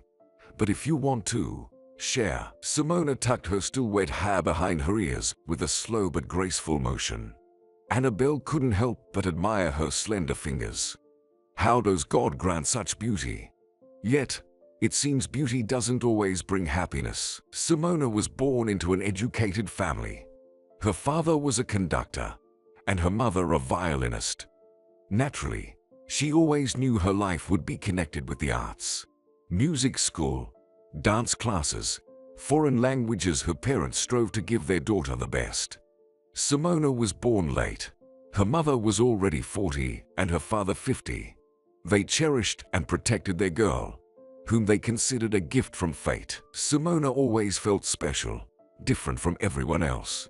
She was smarter, more refined, more beautiful. She wanted an extraordinary profession. Of course, she would never become an accountant or a teacher. Simona dreamed of ballet, and her dream could very well come true. She had the talent. At 10, her parents enrolled her in one of the best ballet schools in the city. The little girl worked hard. Her teachers praised her, predicting a future as a prima ballerina. Simona never considered other options. Only a prima, no corps ballet. She would shine on the best stages, period. Her mother supported her in everything. She even quit her job to help her daughter, ironing her concert costumes and driving her to performances. Simona graduated at the top of her class from the Ballet Academy. The instructors unanimously advised her to go to New York and try her luck in the theaters. Simona was excited by this idea, but her father was against it. Simona, New York, there are many like you there. It's highly competitive. People are ready to work over others. Maybe you should choose a calmer life. Here, you'll still be a star. Understand? She'll be a star there too, her mother argued. Simona has to at least try, or she'll regret it all her life if she doesn't. And the girl managed to convince her father to let her go. Her mother went with Simona. They were both confident that everything would work out. Simona was the best, period. Plus, she was beautiful, which is important for a ballerina. Big eyes, a delicate nose, full lips, and long eyelashes. Her teachers at the academy often compared her to a fragile porcelain doll. Naturally, she had admirers, but she didn't waste her time on trifles. She allowed them to work her home, but no more. Simona thought she would meet her true love in New York, and this person would surely appreciate that she had saved herself for him, not giving her first kiss to someone unworthy. Simona believed any theater would take her as soon as they saw her. But she was wrong. Simona and her mother went to countless interviews and auditions, receiving rejections everywhere. The girl was perplexed. How could this be? She was the best. Only the blind couldn't see it. Could it be that she would have to return and work in a provincial theater all her life? That couldn't be. A month later, her mother went alone to another meeting. Simona sat in their rented apartment, reading a book. She no longer believed anything would work out. It seemed her father was right. No point in trying to jump above your head. New York attracts the most talented people from across the country. Naturally, Simona just faded into the background among them. That's all. She stood up and walked to the bathroom, pausing in front of the mirror to study her face. She really did look like a doll. Simona let her hair down, and it fell in soft waves over her back. She could be an ornament on any stage. Why did no one see that? She raised her arm and struck an arabesque pose, then made a funny face and shook her head. It seemed like this plan was a failure. No one needed her here. The door opened, and her mother returned. Simona stepped into the hallway. Her mother looked strange pale, with burning eyes, clearly agitated. Did something happen? Simona asked. Yes and no. Her mother replied with a nervous smile. We need to talk. But don't worry. Simona's heart started to beat faster. About what? About your prospects. Her mother sighed. Let's go to the living room, sweetheart. I'll tell you everything. It turned out that her mother had been called to a meeting by one of the theater's sponsors, where Simona had already auditioned. He had called a few days ago and asked her mother to come to his office, but not to bring Simona along. Am I getting the part? Simona clasped her hands to her chest. Is that why he called you? Simona, not exactly. Her mother sighed. Well, yes, but, sweetheart, he likes you. A lot. And we might be able to secure your position if you... How should I put this? If you agree to get to know him better. At first, Simona didn't understand what her mother meant. Get to know him better. How? She looked at her mother questioningly. Her mother gave her an apologetic smile. Honey, you're 19. You must understand what men think when they see a beautiful girl like you. It dawned on Simona. Oh my God. This can't be happening. I won't do it. Simona said. Mom, what are you saying? You should have told him off and left the moment he suggested such a thing. My dear girl, you're still young and naive. Her mother sighed. Think about it. He's a good man, wealthy. He could help you build a career in New York. No. Her mother's face hardened at Simona's refusal. Her lips pressed together, and a frown appeared on her forehead. You know, I once turned down a similar offer, and I could have been working in Australia, living a completely different life. Simona, back then, I thought I was being noble, but I've regretted it ever since. Life isn't simple. Some things can only be achieved in certain ways. No other. Simona swallowed nervously. Are you serious? Mom, sweetheart, I'm not forcing you. Just think about it. This could be your last chance. If you don't want to, we'll go home tomorrow, and that will be the end of it. But if you agree, you'll get the job, and you'll have good money. And maybe something more will come of it. He liked you so much that he called me to arrange this. To arrange it for you. Simona spent the entire evening talking with her mother, feeling as if her mother had suddenly become a stranger. Simona couldn't sleep that night. She tossed and turned, occasionally drifting into a fitful, anxious slumber. She didn't want to build her career through the bedroom, and she certainly never thought her mother would see this as a good option to take advantage of. Returning to their tiny hometown, spending her life dancing on a provincial stage, growing old and thinking about missed opportunities, watching the great ballerinas who made it big. What if they all did it this way? After all, ballerinas have always been popular among wealthy and influential people who helped them advance their careers. This was just how the world worked. You either played by the rules or ended up on the sidelines. Perhaps only a few could succeed on their own. The rest needed support. So why not take the support offered? Besides, Simona wasn't the one offering herself. She was receiving a proposition. She could reject it at any moment. At breakfast the next morning, she told her mother she was ready to meet the man who could get her into the theater. But if I don't like him, I'll refuse, she warned her mother. Of course, dear, her mother smiled. I knew you'd make the right decision. You won't repeat my mistake. I'll call him and arrange everything.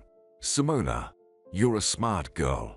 I've always known that. 2 days later, Simona met Anthony. He was 40 years old. She didn't know much about his work, only that he was very wealthy. To her surprise, she didn't feel repulsed by him, though he seemed like a true older man to her. He was polite, courteous, gallant, and handsome, well-groomed, tall, and smelled of expensive cologne. An imposing man who knew his worth and knew what he wanted. They went to a restaurant, talking about the weather, the city's landmarks, and Simona's plans for the future. She started to think her mother had misunderstood Anthony. Maybe he just wanted to get to know the young ballerina better to see if she was worth recommending for a job. After dinner, he called for a car with a personal driver. Simona sat in the back seat. Even the car smelled different. Of leather, fine tobacco, and something faintly woody, maybe sandalwood or juniper. Anthony sat next to her and smiled. "Shall we go to my place? Or should I take you home?" Simona understood. This was the moment that would decide her fate. With a trembling voice, she asked, "To your place?" "Yes, for some coffee. To chat. It's a lovely evening, and I don't want it to end." "All right." She nodded. "I don't want it to end either." That night, nothing happened, but Simona stayed in Anthony's enormous 3-room apartment. He arranged for her things to be brought over, and was surprised at how little she had. "Only one suitcase. That won't do. We'll get you a new wardrobe." 3 days later, Anthony became her first lover.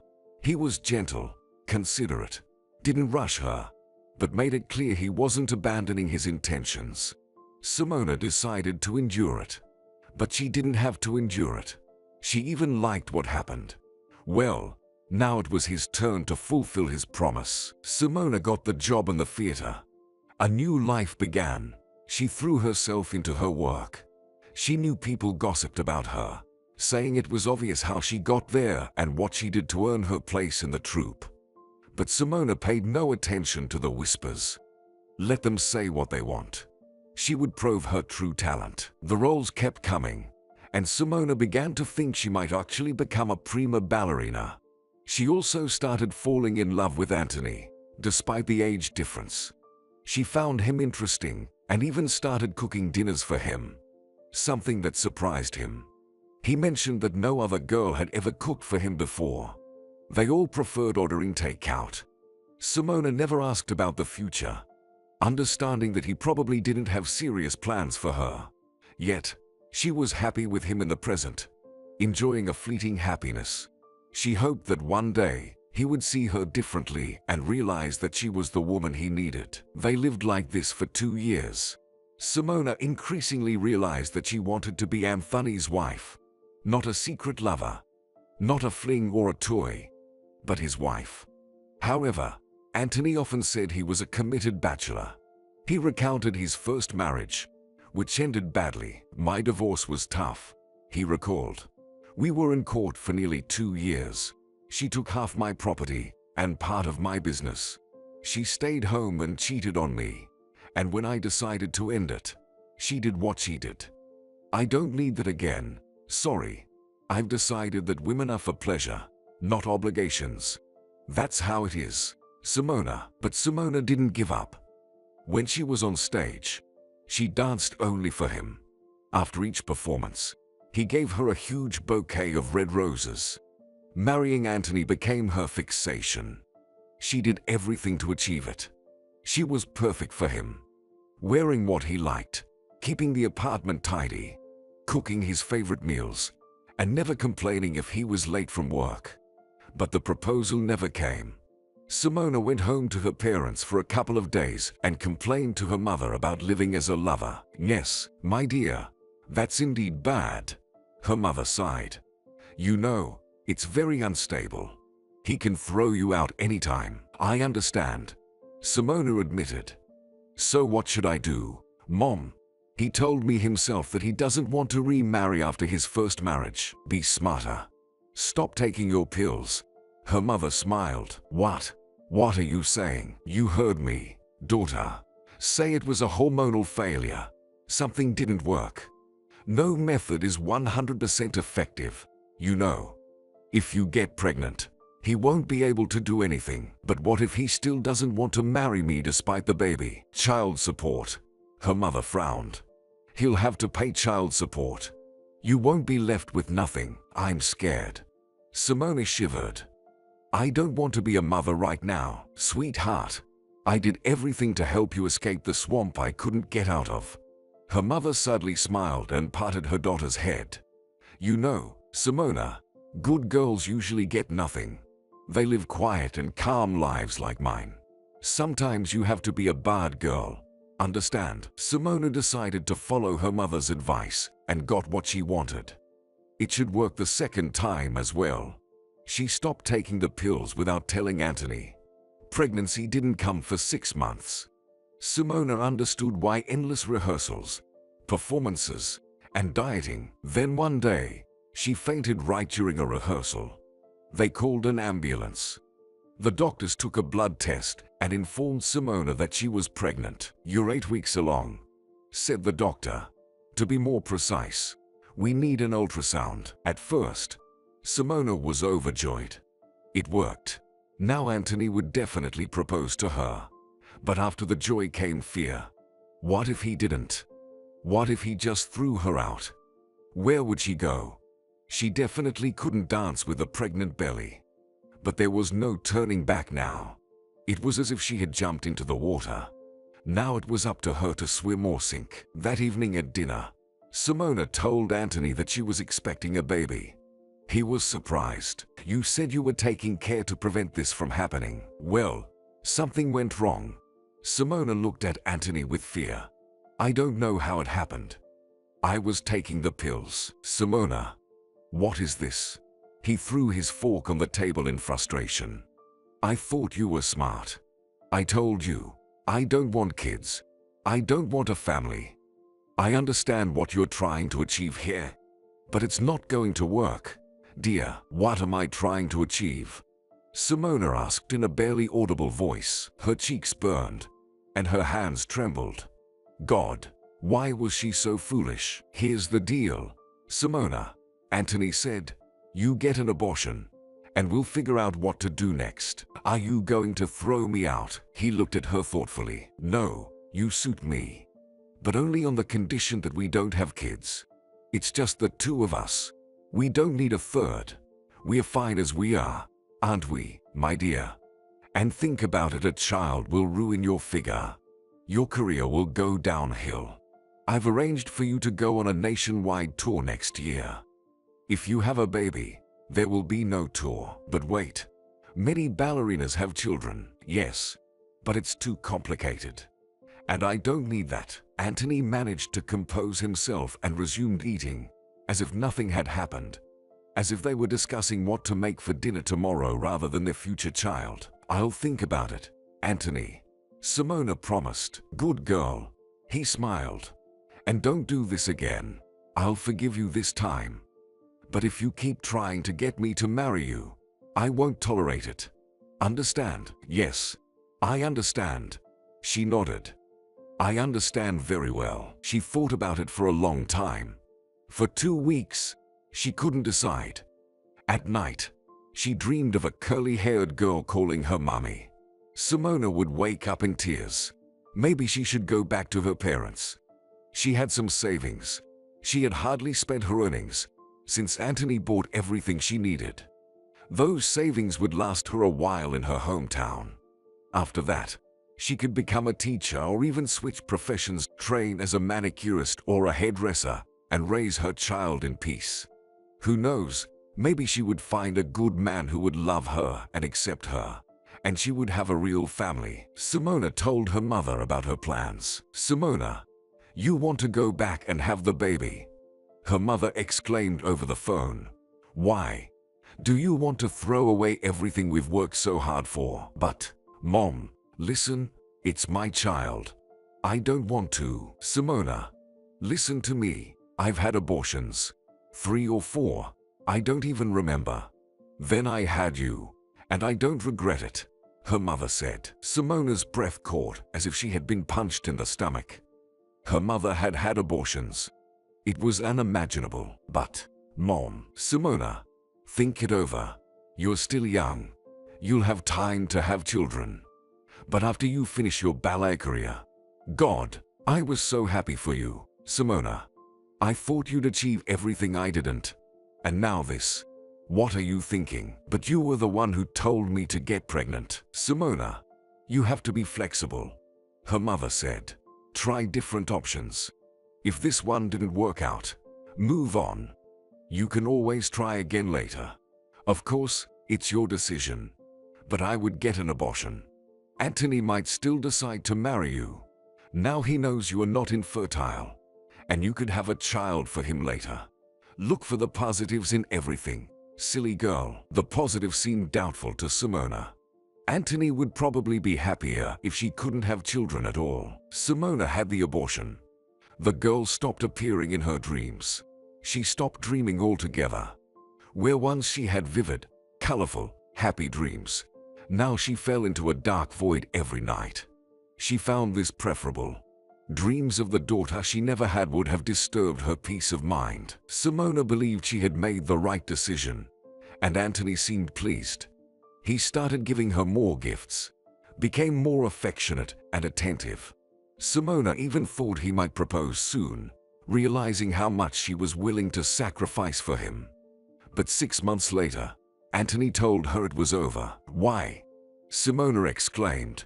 "Did I do something wrong?" "No, not at all." He shrugged. "I've just decided it's time for us to go our separate ways." Simona moved out. Her tears had no effect on Anthony. He looked at her indifferently, as if she were a piece of furniture. Simona hoped he might change his mind, that he was just trying to make her appreciate him more or testing his feelings. Women often come up with such foolish explanations when a man decides to leave them. It was only later that she learned Anthony had taken another young ballerina under his wing. He had done the same with several other girls before. Simona had lasted longer with him than most.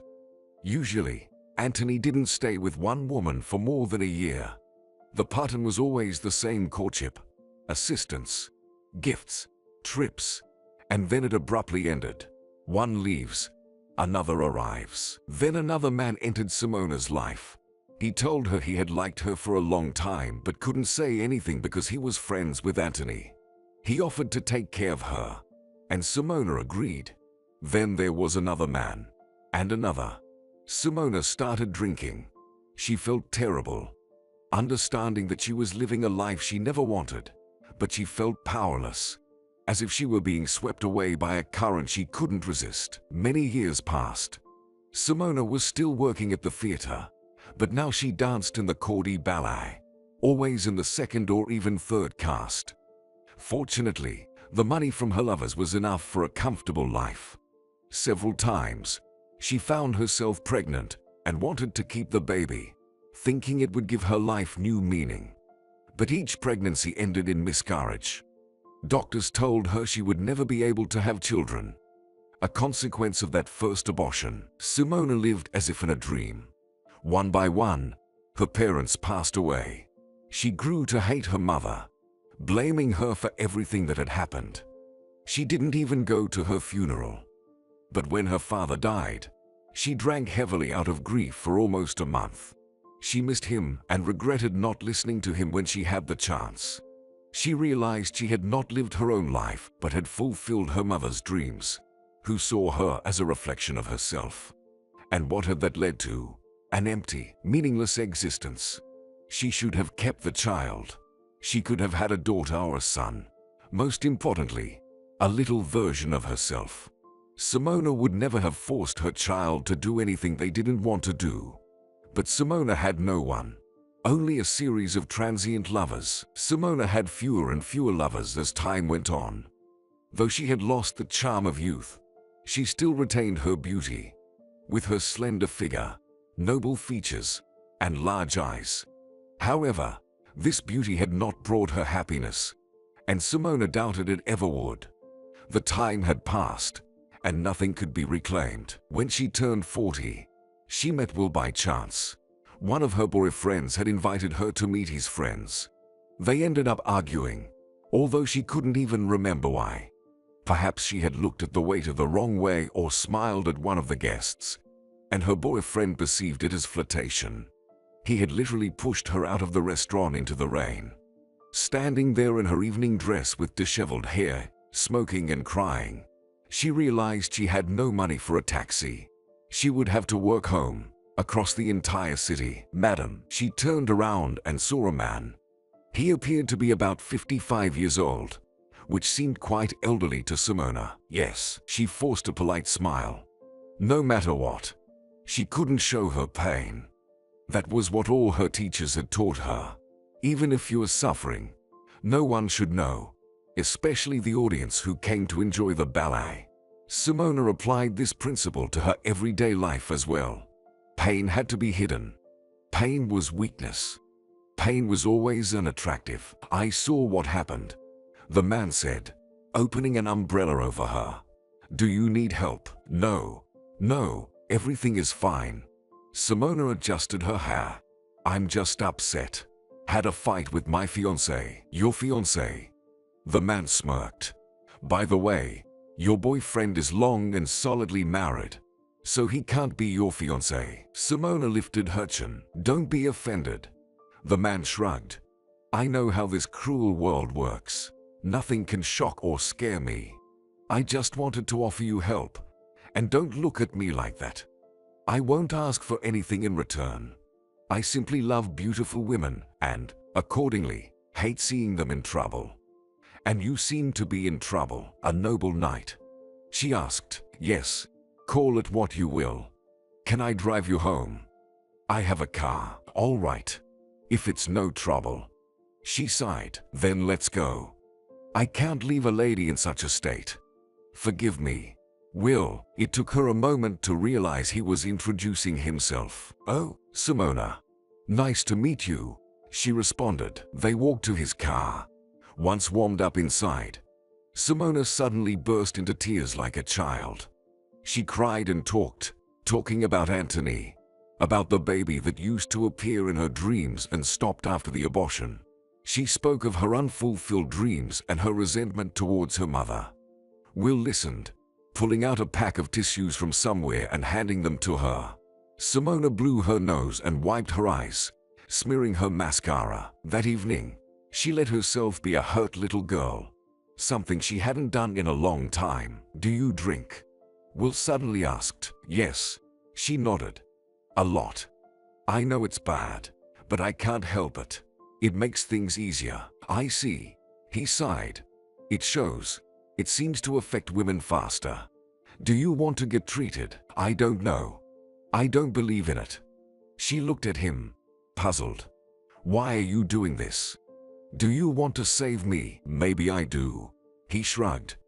But you can only save someone who wants to be saved. Do you want it? She pondered. Her life had long since become a strange, endless kaleidoscope of men, restaurants, gifts, and lonely evenings with bottles of cheap wine. She couldn't imagine life being any different. Will placed his hand on her shoulder. Simona, I can help you. Not because I want anything from you, but just imagine I'm a kind wizard, giving you a chance for change. Why not? And I won't ask for anything in return. I promise. You probably don't believe in human kindness anymore, do you? Why do you care? She whispered. You see, I don't like seeing diamonds in the dirt. Will grimaced. When I see that, I want to fix it. So, are you in or not? And she agreed. We'll send her to a rehabilitation clinic for 6 months. Exercise, healthy food, fresh air, and a strict daily routine. At first, it was hard for Simona. She suffered and regretted her decision. But she didn't leave. Every day she told herself, just one more day, and I'll go home. I'll go back to the way things were. Because I can't take it anymore. But each day she found the strength to continue. And again, she gave herself another 24 hours. And again, and again, and again. Will visited her. They walked around the clinic grounds and talked. It turned out that he was a writer, quite a famous one. His books were translated into various languages. Simona hadn't read any of his works. He brought her a couple of novels, but she didn't understand them. They were too complex, with no clear plot, just reflections on life and long dialogues whose meanings eluded her. She honestly admitted this to Will, and he just laughed. Good that you said it. I don't like it when people try to flatter me, saying it's genius, incredible, that it changed their life. And when you ask what exactly they liked, they start spouting nonsense. 6 months later, Simona left the rehab clinic a new person. She had new friends and new hobbies.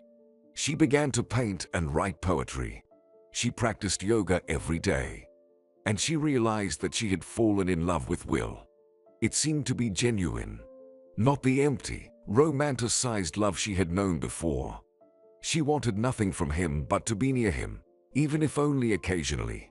Perhaps she dreamed of more, but he was married and had been for a long time, since college. Simona understood that she had no chance, but she was content with their friendship. She thought Will saw her as a daughter. He and his wife didn't have children, so he had taken this unhappy, alcoholic ballerina under his wing. However, a year later, Will confessed to Simona that he had feelings for her. She would always remember that day. They were walking through an autumn park. The weather was beautiful. Yellow leaves, warm sun, and the distinct smell of damp earth. They sat on a bench. Simona had gathered a bouquet of leaves and was admiring it. Will looked at her with a strange, thoughtful gaze. Simona, yes, she smiled. Listen, this might sound foolish, but I think I love you. What? Simona was taken aback. He shrugged. Yeah, that's how it is. You know, my wife and I have been together for a long time. She's a good person, but there's no love between us anymore. Respect, affection, shared memories, daily life. But the love is gone. It happens. You probably know how it is. Do you want something from me? She looked away. I don't even know. I can't betray her. Believe it or not, I've never cheated on her. Not once in my life, despite many temptations. I worked at the university's philology department for a long time. The girls liked me, and the young postgraduate students would drop hints that they wouldn't mind. But I held firm. And now, I keep thinking about you, constantly. But my wife, you see, she's a good person, Simona. She was with me when I barely had any money, buying the cheapest meat and potatoes, and cooking dinners for me. Can you imagine? We went through tough times together. Simona placed her hand over Will's. I understand everything. I don't need anything. She felt both bitter and sweet. He loved her, and she loved him. For the first time in her life, Simona experienced what mutual love felt like. It was unfortunate that it was so hopeless, but it was beautiful. Like the bouquet of autumn leaves in her hands. Like this last autumn sun that would soon be replaced by winter cold. She kissed him on the cheek and rested her head on his shoulder. They were silent, both knowing that words no longer had meaning or importance. Simona was sure their relationship would remain platonic, but she was wrong again. They became lovers. Their secret meetings lasted long, until spring. In May, Will's wife came to see Simona. A plump, pretty, tearful woman. She begged Simona to leave Will alone, to leave town and give them a chance to mend their relationship. That's why I came here, Simona said with a sad smile. I wanted us to forget each other. Will and I, my God. I thought you were one of those women who steal men, Annabelle said. Maybe I am. Simona shrugged thoughtfully. But I don't want to ruin this woman's life. She's good, true, and so is Will. Simona, you're not so bad yourself. Annabelle glanced at her watch. It was almost morning. 5 o'clock. The dawn was breaking. Simona's life could make a great novel. I'm a bad person. Simona tilted her head. I ruined my life. Slept with men for gifts, for moments of a beautiful life. You know, I had everything. They took me to resorts, gave me jewelry, expensive jewelry, Annabelle. But there was nothing serious. I was just a doll to everyone, an object. And Will saw me as a person and loved me. But I can't do it. Listen, does he know where you are? Annabelle asked. No, of course not. Simona waved her hand. I wrote him a letter, saying not to look for me. And I came here, to you. I don't know why, just chose, wanted to rest, think about everything, decide what to do next. And have you decided? No, Annabelle, I haven't. I don't know how to live without him, I feel bad. Really bad. My heart aches when I think about it. Maybe he's worried about me. But I don't want to break up a family. Think about it. His wife spent her life with him. And suddenly he comes to me. I should have left back then when he confessed his love to me. So everything would end right then and there. An open ending is better than a tragic one. Annabelle. Oh, Simona. Who knows what's better? The woman shrugged. You know, one can live alone. That's how I live, after my husband left me. But that woman wasn't like you. She was just waiting for Justin to come running back to her. Oh, what a snake. Listen, you're not alone. Simona smiled softly. You have children. I envy you. I will never have anyone. Never give birth to anyone. But I really want to. I want to feel what it's like. It's difficult, honestly. Annabelle chuckled softly. I never told my kids this, but sometimes I regretted that they exist. It hits you sometimes. But children, they are such a responsibility. And yet, life would have been empty without them, you know. So, what do I do with Vivian now? You'll figure it out. Simona leaned over and placed her hand on Annabelle's shoulder. Just don't let her repeat my mistake. I beg you, Annabelle. Okay, let's go to sleep, sighed the hostess. We need to get up soon. We've been talking too much, of course. But, Simona, you're an interesting woman. Even if you're a city girl. The next day, neither Simona nor Annabelle mentioned their nighttime conversation. Even Vivian acted like nothing had happened. However, Melissa showed up and wanted to start a scandal because someone told her that Derek was seeing Simona while Annabelle was away. But the hostess calmed her down, explaining the situation to her friend. Like, sort out your own Derek, because Simona rejected him in front of me. Melissa cried at first, but then calmed down. She apologized and declared that she'd send Derek to hell and that she didn't need a man who chased after every skirt. Then they drank wine together, sat in the kitchen. Simona suddenly fit seamlessly into their company, as if they had known each other since childhood. Does that ever happen? Annabelle was waiting for Mike to come. But the man couldn't make it. Called, said he'd be delayed. Annabelle was disappointed. Of course. What can you do? As for her daughter Vivian, she did talk to her. Talk seriously.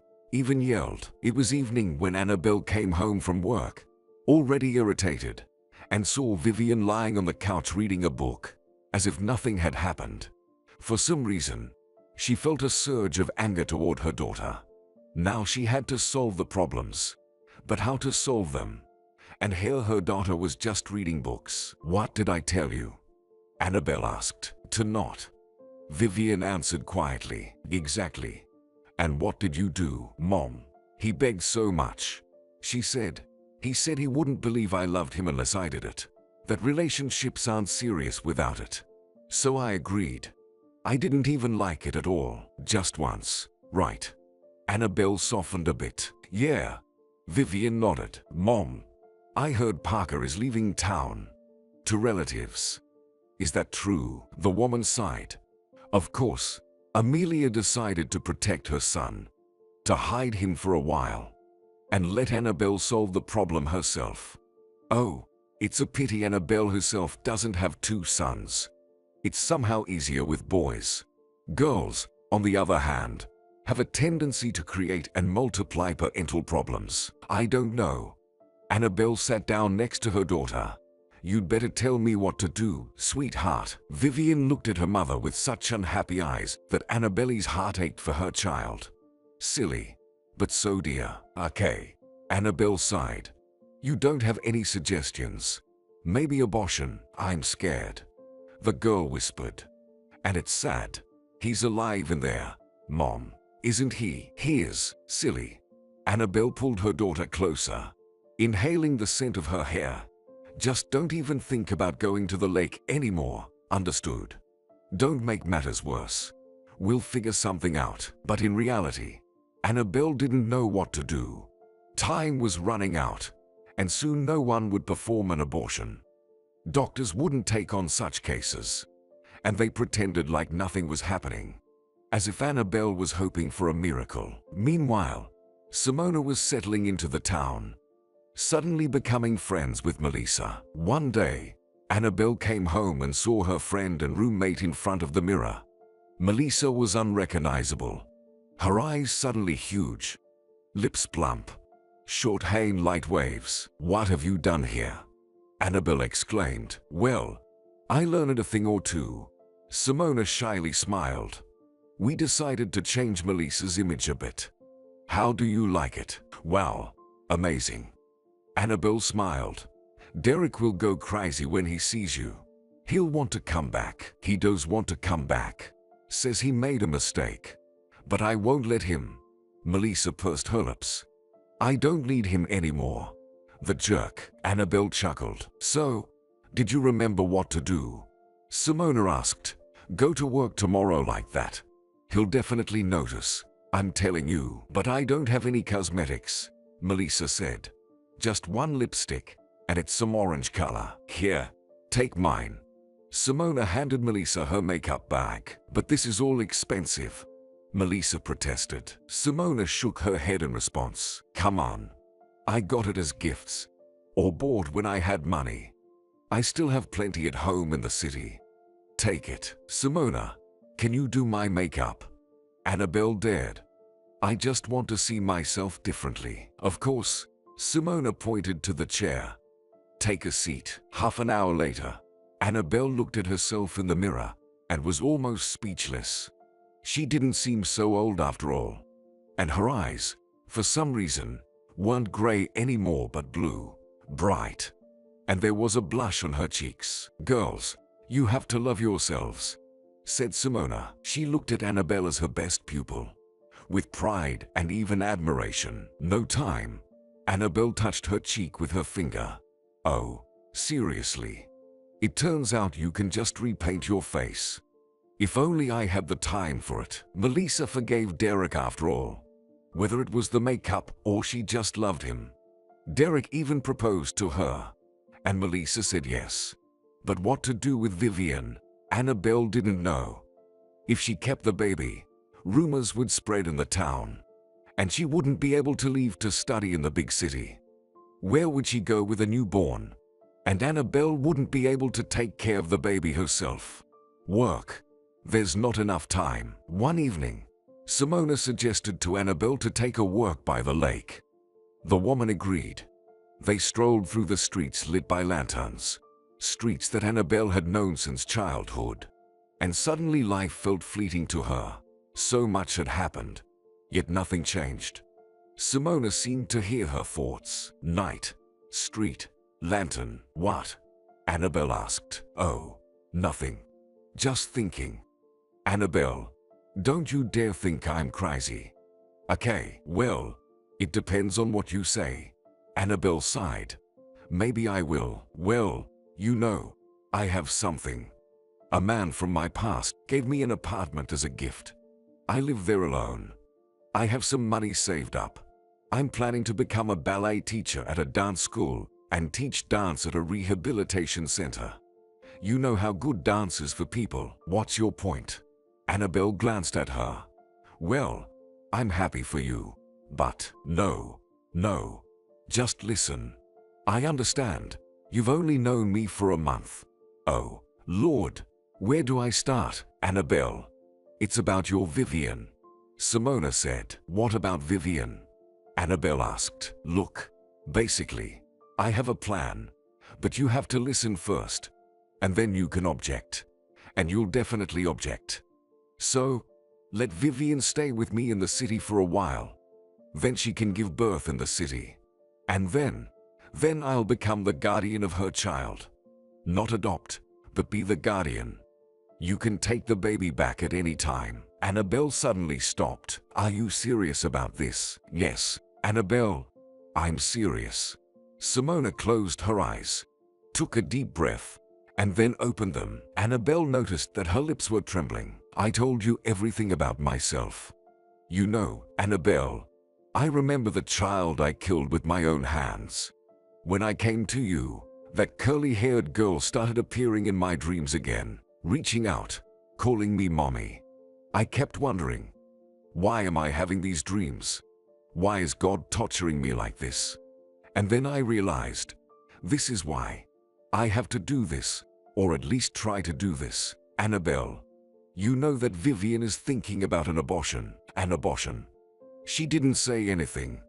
The woman was alarmed. That's why I'm telling you, she's thinking about it. Simona nodded. Yesterday I overheard her talking to Parker on the phone. She was screaming, crying, and then she said she'd have an abortion. Annabelle, think about it. I'll take care of your grandson, I promise. Anything's better than an abortion. You can't get rid of a living person. Annabelle didn't know what to say. It was such a wild proposition.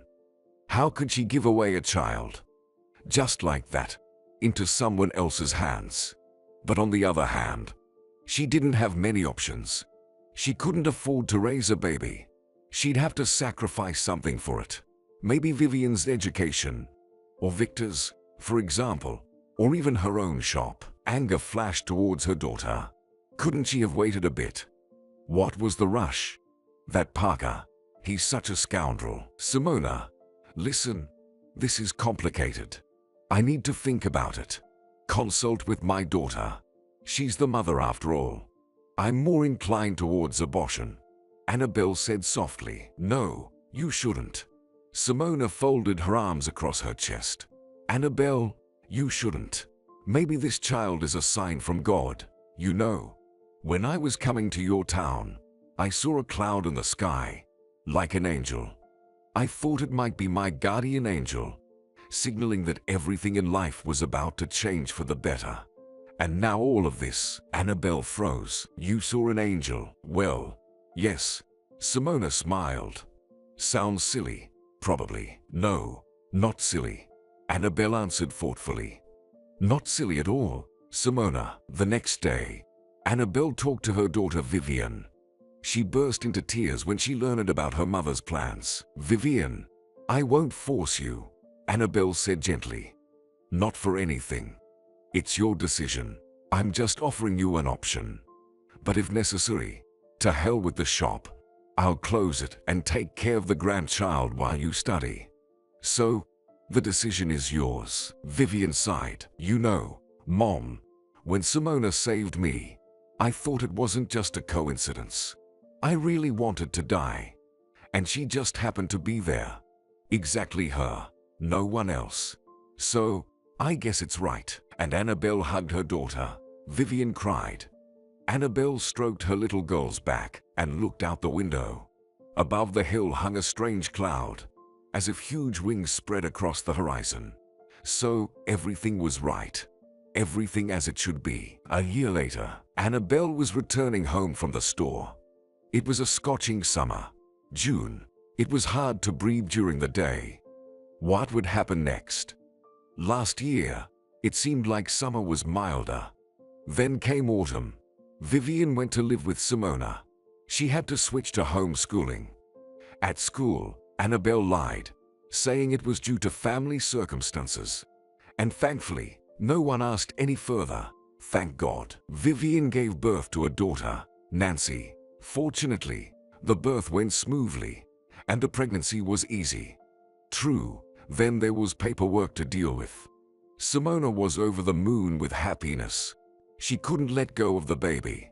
She still can't get enough of her. And Vivian stayed with Simona. She plans to go to college. She visits her mom, of course, but she's bound to fly the nest soon. It's good that Vivian has Simona. She'll help, guide, and make sure she doesn't get into trouble again. Although Vivian has already learned her lesson the hard way, she'll be careful. And Austin, who's been in love with Vivian since childhood, went after her. He's also preparing to go to college to become an engineer. Hopefully, everything will work out for Vivian and Austin. He's a good guy. He's ready to wait for Vivian. True, Annabelle didn't know how he would react to Vivian giving birth. Either he'll understand, or he won't. There's nothing to be done about it now. The main thing is that everything is fine with Vivian. And little Nancy is fine too. And Simona really seemed like a guardian angel had finally arrived. Remembered her. Decided to fix everything at once. Will came to her. He said he finally divorced his wife. She let him go. They talked, cried, and decided to part as friends. She saw how he longed for Simona and realized that there was no love between them anymore. There's only habit and nothing more. Will's ex-wife started traveling the world, fulfilling her long-held dream, and Will himself proposed to Simona. She told that he almost fainted when she opened the door holding Nancy. He thought she had given birth while they hadn't seen each other. But Simona explained everything. And Will, it seems, was even happy. He said he wanted children, but his wife couldn't because of her health. So now Nancy has 2 moms, and it seems like a dad, albeit an older one. And Annabelle didn't mourn her daughter for long. Mike came to her, said he divorced his wife.